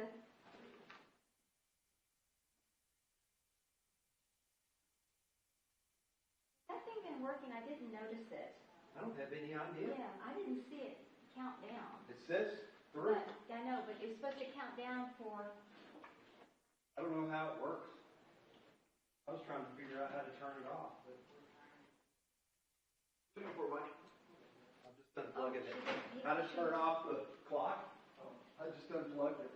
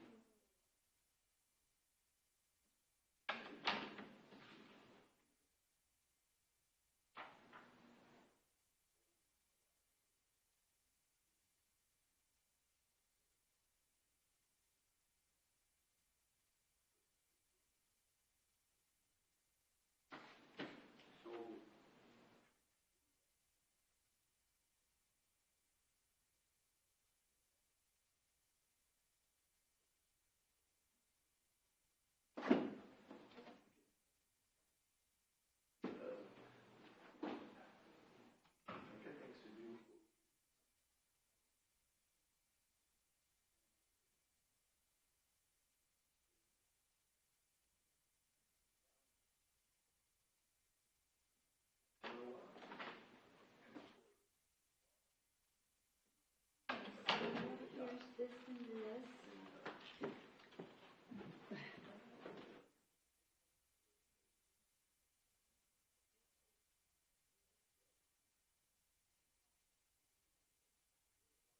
I can put it in there if you want. Oh, no, I'm gonna put this on my, what do you call it, to the.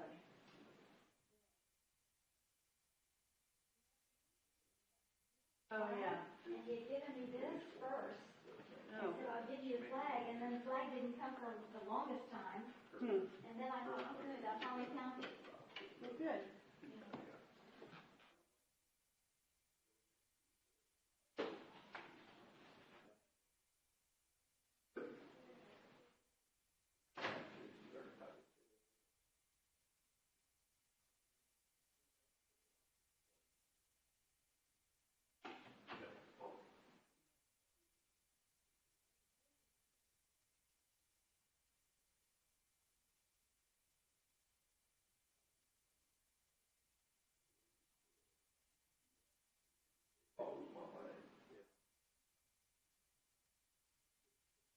Tell you what, different between you and your brother, but it's hard to see him.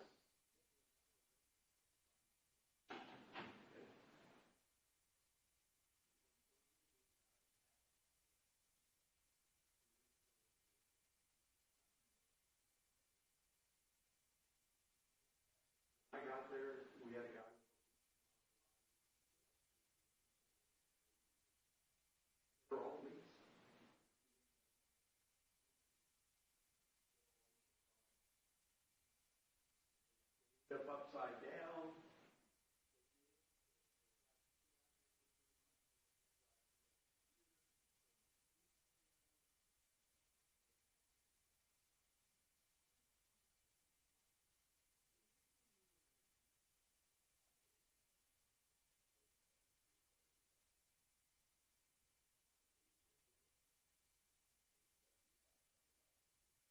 That's a lot of money. In '84, it broke me.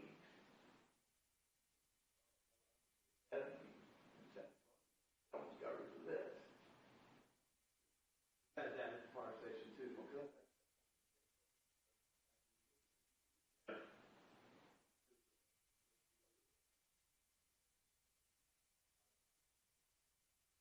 And I got a lot of trucks, but one's a '73 dump truck.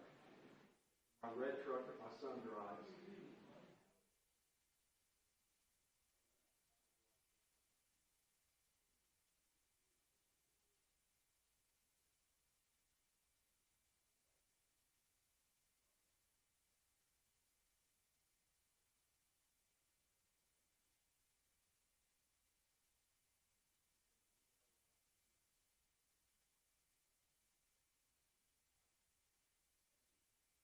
It only works at bars.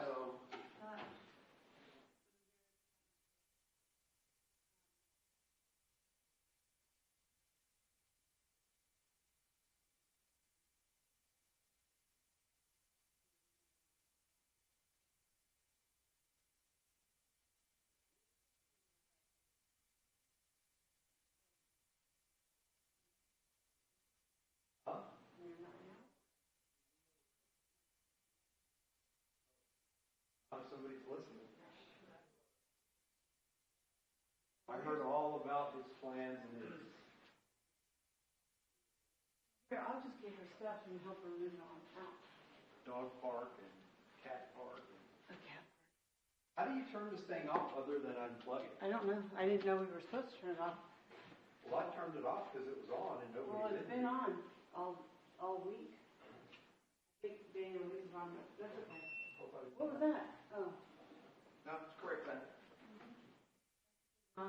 They've been leaving it on, I don't know why. Look, I'm gonna help you get her on out. Is that all of it? Yeah.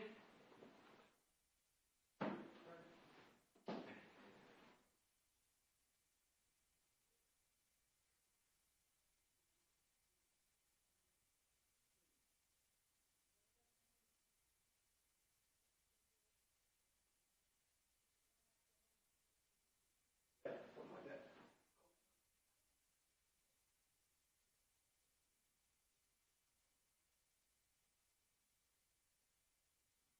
I got her if you need to go. I'm good.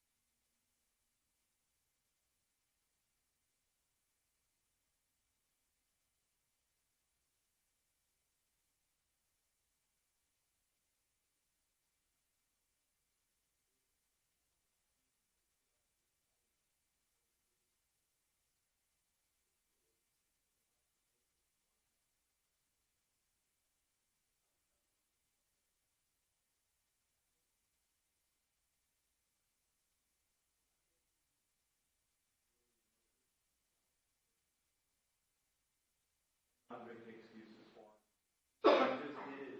Well, his wife just had her spine fused last Monday.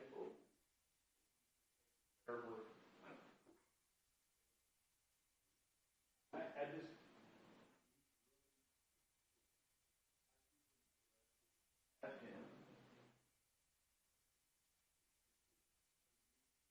I can schedule a day. I gotta go. Casey's gotta go.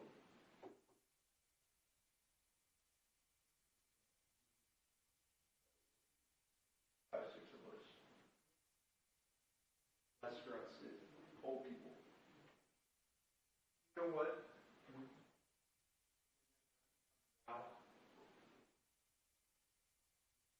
It's gonna be high stress.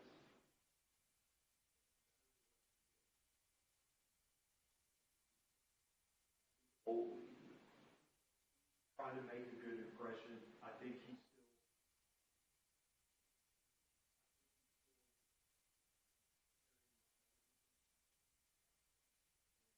I told him, I said, you know, so different.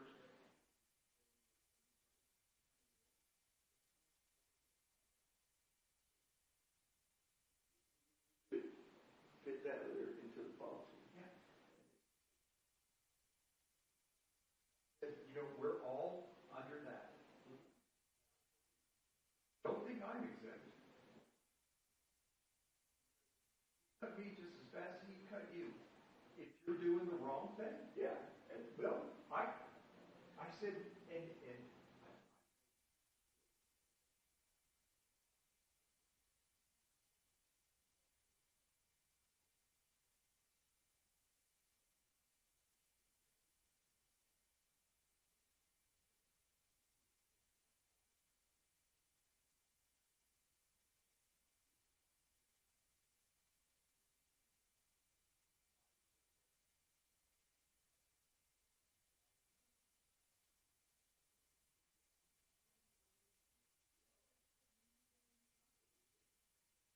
so whatever.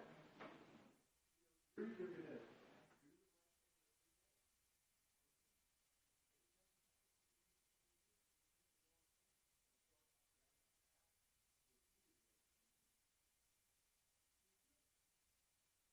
We're all on probation. That will say.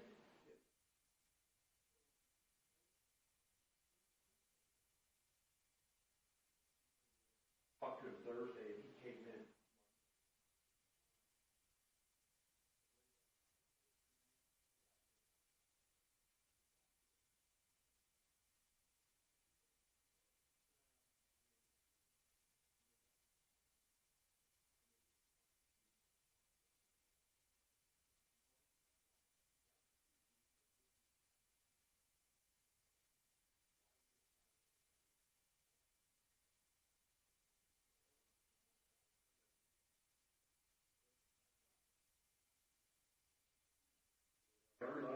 Every year.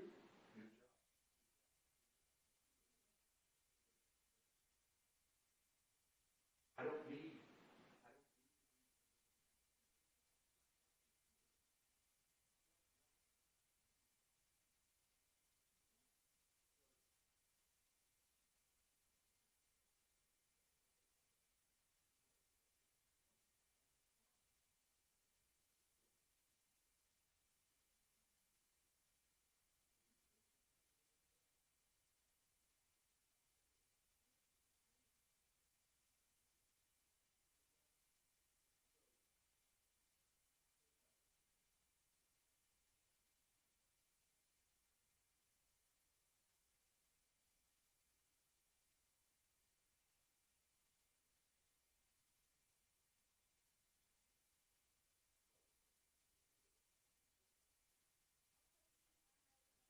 I'm good.